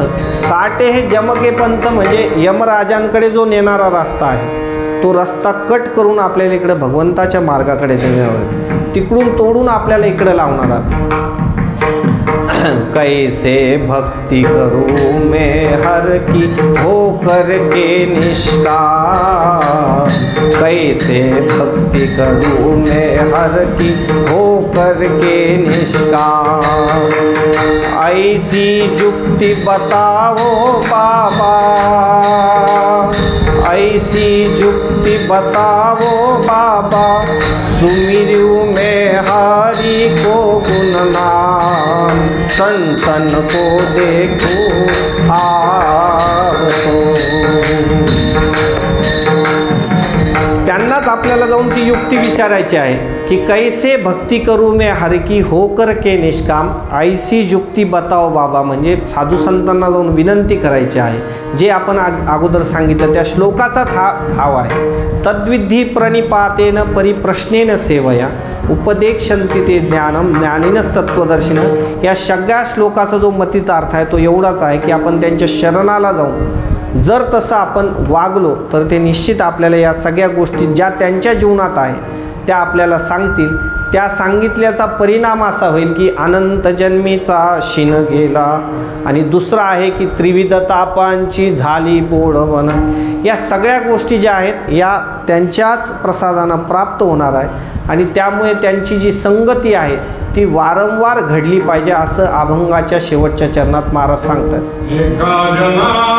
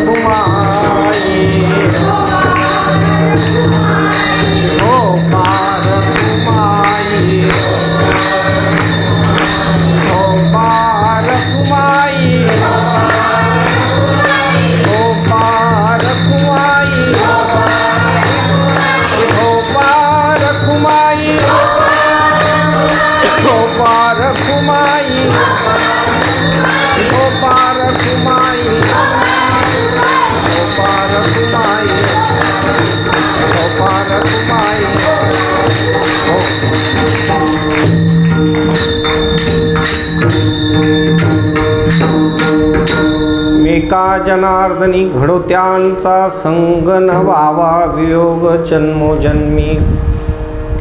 या प्रस्तुत जे कडवं आहे, जे शेवटचं जे चरण आहे, याच्यामध्ये महाराज सांगतायत की घडो त्यांचा संग. हे असे जे संत आहेत त्यांचा आम्हाला नेहमी त्यांची संगती घडायला पाहिजे आणि न व्हावा वियोग जन्मोजन्म. आणि पुढचे जे सुद्धा आम्ही जन्म घेऊ त्याही जन्मात आम्हाला ह्यांची संगती पाहिजे. कोणत्याही जन्मात आपण यांच्यापासून बाजूला न झालं पाहिजे. मग यात शंका अशी निर्माण होते की अनंत जन्मीचा शीन गेला. याच्यात आपण अगोदर सांगितलं की पुढचं जे भावी जे जन्म मरण आहे त्या फेऱ्यातून जर बाजूला होतं तर मग न व्हावा वियोग जन्मोजन्मी म्हणायचं काय कारण. पण त्याची जर आपल्याला अर्थाची संगती जर लावायची असेल तर ती अशी लावता येते की जसं साधू संत सांगतायत की घेईन मी जन्म याजसाठी जेव्हा तुझी चरण सेवा. म्हणजे नेहमी नेहमी जे जन्म साधू संतसुद्धा मागतायत. कशाकरता मागतायत? भक्ती करताच मागतायत. मग जेव्हा जेव्हा साधू संत इथं या भूतलावर येतील त्यावेळेस परत मला तुम्ही त्यांचा दास करता, म्हणजे तुमची दासीचा दास करून ठेवा. पुन्हा पुन्हा त्यांच्याचकडे मला तुम्ही जन्म द्या असा की मी त्यांच्या दारात तुम्ही मला काही बनवा. त्यांच्या दारातला कुत्रा बनवला तरी चालेल असं एका अभंगात आहे की त्यांच्या दारातला तुम्ही श्वान बनवलं तरी हरकत नाही. हां, तर या सांगण्याचा उद्देश एकच आहे की जसं साधू संत जर इथं भूतलावर येत असेल तर त्यांच्या आजूबाजूला आम्हाला तुम्ही जन्म द्या.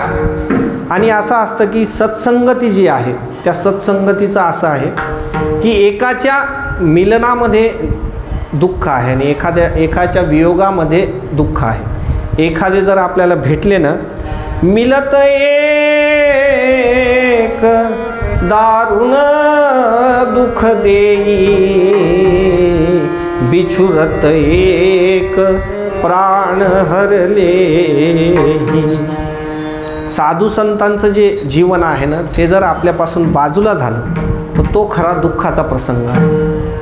एक शेवटची 2-5 मिनिटाची गोष्ट आपण सांगून आपल्या सेवेला पूर्ण विराम देऊ. तसं आपण थोडं पुढं गेलेलो आहे, पण उन्हाळ्याचे दिवस आहे, काही हरकत नाही. तर यांचा जो वियोग असतो ना, हा वियोग अतिशय दुःख देणारा असतो. देह अंगानं जरी ते बाजूला झाले तरी पण ते दुःख देणाराच प्रसंग आहे. नाथ महाराजांच्याच जीवनातला आपण प्रसंग बघू. ज्या दिवशी जनार्दन स्वामींनी देह ठेवला त्या दिवशी नाथ महाराज तिथं उपलब्ध नव्हते. नाथ महाराज पैठणला होते आणि ती घटना जी आहे ती देवगिरीला झाली. आणि नाथ महाराजांकडे जे उद्धव वगैरे जे सगळे मंडळी होते तर नेहमी षष्टीचा उत्सव ते साजरा करायचे. आणि मग षष्टीच्या उत्सवाला नाथ महाराजांनी असं सांगितलं की आज खूप मोठ्या प्रमाणावर अन्नदान वगैरे करायचं आपल्याला. मग उद्धवांनी सांगितलं की आपण नेहमी ते करतोय, आज वेगळं असं काय. तर म्हणे आज जे माझे गुरुवर्य आहे ना ते अनंतात विलीन झालेले आहेत म्हणे, त्याच्यामुळं आजचा जो उत्सव आहे तो मोठ्या स्वरूपात करायचा. आणि दिवसभर खूप मोठ्या प्रमाणात अन्नदान वगैरे कीर्तन भजन पूजन या सगळ्या गोष्टी झाल्या. आणि संध्याकाळचा जो प्रसंग आहे, संध्याकाळच्या प्रसंगाला नाथ महाराज जेव्हा अंथरुणावर पडलेत आणि अंथरुणावर पडल्यानंतर आता आपलं जे दुःख आहे ते जगासमोर कसं दाखवणार. तर त्या दुःखानं असं झालं की नाथ महाराजांनी जसं पांघरून घेतलं तो उल्लेख असा आहे की पांघरुणाच्या आतमध्ये नाथ महाराजांना अश्रू आवरलेले. आणि मग ते जे अश्रू आहेत ते सगळे बघून गिरिजामातेंनी त्यांना उठवलं की नेमकं काय झालं. हे म्हणे दिवसभर तर तो सगळा जो काय आहे तो त्या सगळ्या ह्याच्यात मला एवढं ते जाणवलं नाही म्हणे, पण आज त्यांच्या जाण्याचं जे दुःख आहे ते मला खरं कळालं. तसं ते इथं आहेतच चैतन्य स्वरूपात, ते नेहमी माझ्या आजूबाजूला असणार आहे. पण देह अंगानं जरी त्यांचा वियोग झाला तरी तो आपल्याला सहन होणारा नाही. त्यामुळे न व्हावा वियोग जन्मोजन्मी अशा कितीतरी गोष्टी आहेत की त्या जेव्हा जर आपण प्रसंग बघितले ते तर त्या प्रसंगामध्ये कधी भगवंतालासुद्धा त्या गोष्टीत कुठं कुठं अश्रू आलेत. आत्ताच ज्ञानेश्वर महाराजांचा एक तो चित्रपट आलेला आहे बघा. आणि त्या चित्रपटातलं ते शेवटचं दृश्य जे आहे ते जरा एखाद्या दृश्यात जर एखादी गोष्ट बघितली तरी कथा स्वरूपापेक्षा दृश्यात ती जास्त मनाला लक्षात राहते. आणि त्यात शेवटचा प्रसंग असा दाखवलेला आहे की आता ज्ञानेश्वर महाराज समाधी घ्यायला निघालेले आहेत. आणि तो समाधीचं जसं जसं जवळजवळ काळ आला आणि पुढं पुढं ते जाऊ लागलेत. तर गेल्यानंतर निवृत्तीनाथ महाराज जे आहेत त्यांच्या बाबतीत असं आहे की ते कधीच आयुष्यात प्रवृत्तीवर आलेले नाहीत, कधीच त्यांनी इकडं आलेले नाहीत. पण जसं ज्ञानेश्वर महाराज तिथून खाली त्या समाधी स्थळावरून जसं निवृत्तीनाथ महाराज परत वर आलेत तर सगळे सोपान काकांनी वगैरे असं विचारलं की आता ज्ञानदादा कुठे आहे? तर तसं सांगितल्यावरून निवृत्तीनाथ महाराज म्हणले की ते आता परत येणार नाहीत म्हणे, ते आता देवाकडे गेलेत म्हणे. असं म्हणून त्यांनासुद्धा मूर्छा आली, ते सुद्धा रडायला लागले. हा सगळा प्रसंग बघून प्रत्यक्ष भगवंताच्या सुद्धा डोळ्यात पाणी येऊ लागलं. म्हणजे संतांच्या वियोगाचं जे दुःख असतं ते अतिशय दारुण दुःख असतं. म्हणून न व्हावा वियोग जन्मोजन्मी म्हणण्याचं कारण असं की कधीच त्यांचा एकाही जन्मात तुम्ही आम्हाला त्यांच्याकडून बाजूला करू नका. आणि जर तुम्ही त्यांच्या संगतीत जर आम्हाला ठेवलं तर आम्ही कोणत्याही परिस्थितीत जरी असलो तरी आम्ही निश्चित उत्थानाकडे निघू, निश्चित उद्धाराकडे आमची वाटचाल होईल. त्या भागवतामध्ये महाभारतामध्ये एक उल्लेख आहे की ययाती राजा जे आहेत त्या ययाती राजाने खूप वर्षे इथे सगळं तारुण्य वगैरे उपभोगलं आणि त्याच्यानंतरही तारुण्य उपभोगल्यानंतर आपल्या मुलाचंही आयुष्य घेतलं. ते आयुष्य भोगूनही परत त्याच्यानंतर काही पुण्यकर्म करून वगैरे स्वर्गाची प्राप्ती केली. आणि स्वर्गाची प्राप्ती केल्यानंतर इंद्राकडे असंच बसल्यानंतर विषय काढला. मग आता मोठे लोक विचारतात बाबा तुला हे कसं मिळालं? मग ते सांगायला सुरुवात केली ययाती राजांनी की असं झालं, मी असे पुण्य केले, तसे पुण्य केले. आणि पुण्याचं जर गोष्टी आपल्या तोंडून सांगितल्या की ते पुण्य कमी कमी होत जातं. सांगता सांगता सांगता सांगता ययाती राजाचं पुण्य संपलं. संपल्याबरोबर इंद्राने सांगितलं की महाराज इथलचं पुण्य तुमचं संपलं आहे, ही जी आपण आता खुर्ची शेअर करत होतो हे आता माझ्या एकट्याची आहे, त्याच्यामुळे आता तुम्हाला खाली जायचं आहे, पण तुमचं अजून थोडं पुण्य शिल्लक आहे. फक्त तुम्हाला एवढी तुम्हाला संधी देऊ शकतो, तुम्हाला जिथं जावं वाटलं पृथ्वी तलाव तिथं मी तुम्हाला पाठवू शकतो. तर त्यावेळेस ययाती राजाने सांगितलं की तुम्ही खाली अष्टदळ संतांचा एक समुदाय आहे म्हणे, तिथं मला तुम्ही नेऊन टाका. जर तिथं संतांच्या संगतीत मी राहिलो तर परत माझं उत्थान होऊन जाईल. म्हणजे संतांची जी संगत आहे ती दोन्हीही गोष्टीत माणसाला खूप गरजेची. जर माणूस चांगल्या गोष्टीत जर उत्क्रांतीवर असला तरी संत त्याच्याकडे पाहिजे, आणि जर एखाद्या वेळेस जर त्याच्या मनस्थिती बरोबर नसली तर त्याही वेळेस पाहिजे. म्हणून एका जनार्दनी घडो त्यांचा संग, न व्हावा वियोग जन्मोजन्म. या सगळ्या जर अभंगाचा जर मतितार्थ आपण बघितला तर संतांचा महिमा आहे. जे आपल्याला जर मिळवायचं असलं, जे प्रेमसुख जे संतांनी मिळवलेलं आहे किंवा जे ज्ञान जर आपल्याला मिळवायचं असलं तर त्याला संतांनाच शरण जावं लागतं. जर आपल्याला म्हणायचं आहे की पायोजी मैने रामरत्न धन पाय, त्याच्यातलं जर पहिलं कडवं जर आपण पाहिलं, पायोजी मैने रामरत्न धन पायो, पायोजी मैने रामरत्न धन पायो, अमोलिक दी मेरे सतगुरु वस्तु, अमोलिक दी मेरे सतगुरु कृपा कर अपनायो, पायो जी मैंने राम रतन धन पायो, पायो जी मैंने राम रतन धन पायो. याच्यात सुद्धा आहे की वस्तू अमोलिक दी मेरे सतगुरु, म्हणजे सद्गुरूंकडूनच ती वस्तू आली. पुढे सुद्धा आहे सत की नाव खिवटिया सतगुरु. खिवटिया म्हणजे जे पुढे वल्हा मारणारा जो असतो, हे त्यांच्याच कृपेनं आपण पुढं जाणार आहे. जर त्यांच्या नावेत जर आपण बसलो तर आपल्याला कोणतंही कष्ट न करता ते आपल्याला या भवसागरातून पार करणार आहे. एवढाच या सगळ्याचा मतितार्थ आहे. म्हणून सगळ्यांनी संतांची शरणागती करायची. संतांची शरणागती म्हणजे सध्या जे भूतलावर संत असतील त्या संतांची शरणागती करा. सद्ग्रंथांचे आहेत तेही संतच आहेत. ज्ञानेश्वरी म्हणजे ज्ञानोबाराय आहेत, गाथा म्हणजे तुकोबाराय आहेत, एकनाथी भागवत आहे, त्याच्यानंतर भावार्थ रामायण आहे म्हणजे नाथ महाराज आहेत. या सगळ्यांची जर शरणागती केली तर निश्चितच ते आपल्याला या सगळ्यातून बाजूला करतील. आणि या ज्या अभंगात जे सांगितलेलं आहे की अनंत जन्मीचा शीन गेला किंवा दुसरं जे आहे त्रिविध तापांची झाली बोळवण, या सगळ्या ज्या गोष्टी आहे या आपल्याही जीवनात निर्माण होतील. एवढाच याचा संदेश आहे. थोडासा वेळ झाला, तुमच्या सगळ्यांची क्षमा मागून आपण आपल्या सेवेला पूर्ण विराम. ज्ञानेश्वर माऊली महाराज, ज्ञानेश्वर माऊली, ज्ञानेश्वर ज्ञानेश्वर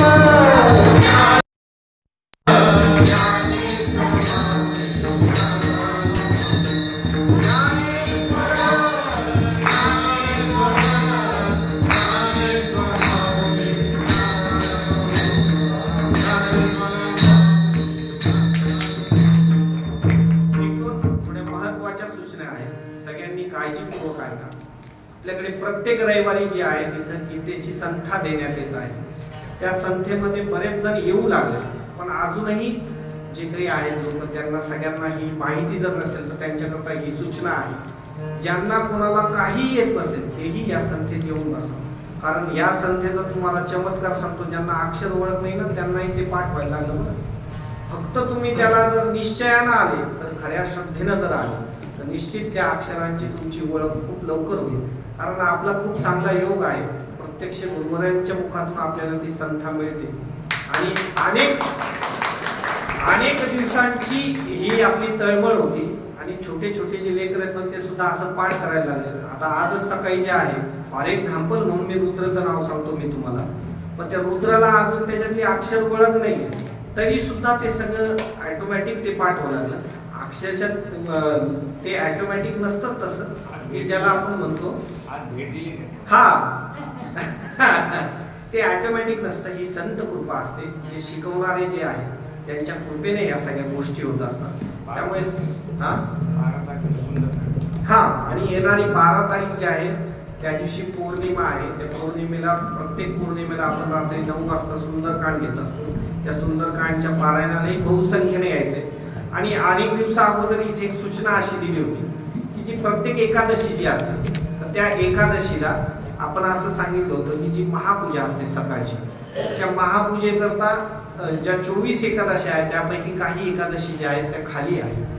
तर प्रत्येकाने असा विचार करायचा की आपल्याला, तुम्हाला द्वादशीचं कोणालाच बर्डन नाही बरं, कोणी दुसऱ्या दिवशी जेवू घालायचा हा कोणालाही आग्रह नाही. ते जेवण द्या अथवा न द्या ते तुमची इच्छा आहे. फक्त महत्वाची गोष्ट एवढीच आहे की प्रत्येक एकादशीला जी इथे महापूजा होते ती महापूजा तुमच्या हाताने होते.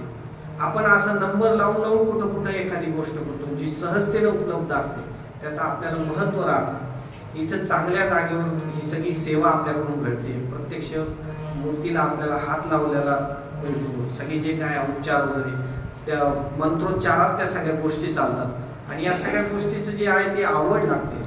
त्यामुळे सगळ्यांना एक विनंती अशी आहे, ज्याला ज्याला शक्य असेल त्यांनी एकादशीच्या दिवशी फक्त महापूजा करायची. त्या महापूजेकरता जे जे काही खाली नाव असते, लागलं तर तुम्ही माझ्याकडे नाव द्या, मी तुम्हाला त्याच्याकरता कोणती एकादशी तुम्हाला देण्यात येईल किंवा तुमच्या सवयीनुसार आपण त्याला ऍडजस्टमेंट करून घेऊ. पण 24 एकादशीला किमान 24 लोक तयार झाले पाहिजे, असा संकल्प आपण करून 1 महिन्या 2 महिन्यात तेवढे नाव तयार करायला पाहिजे.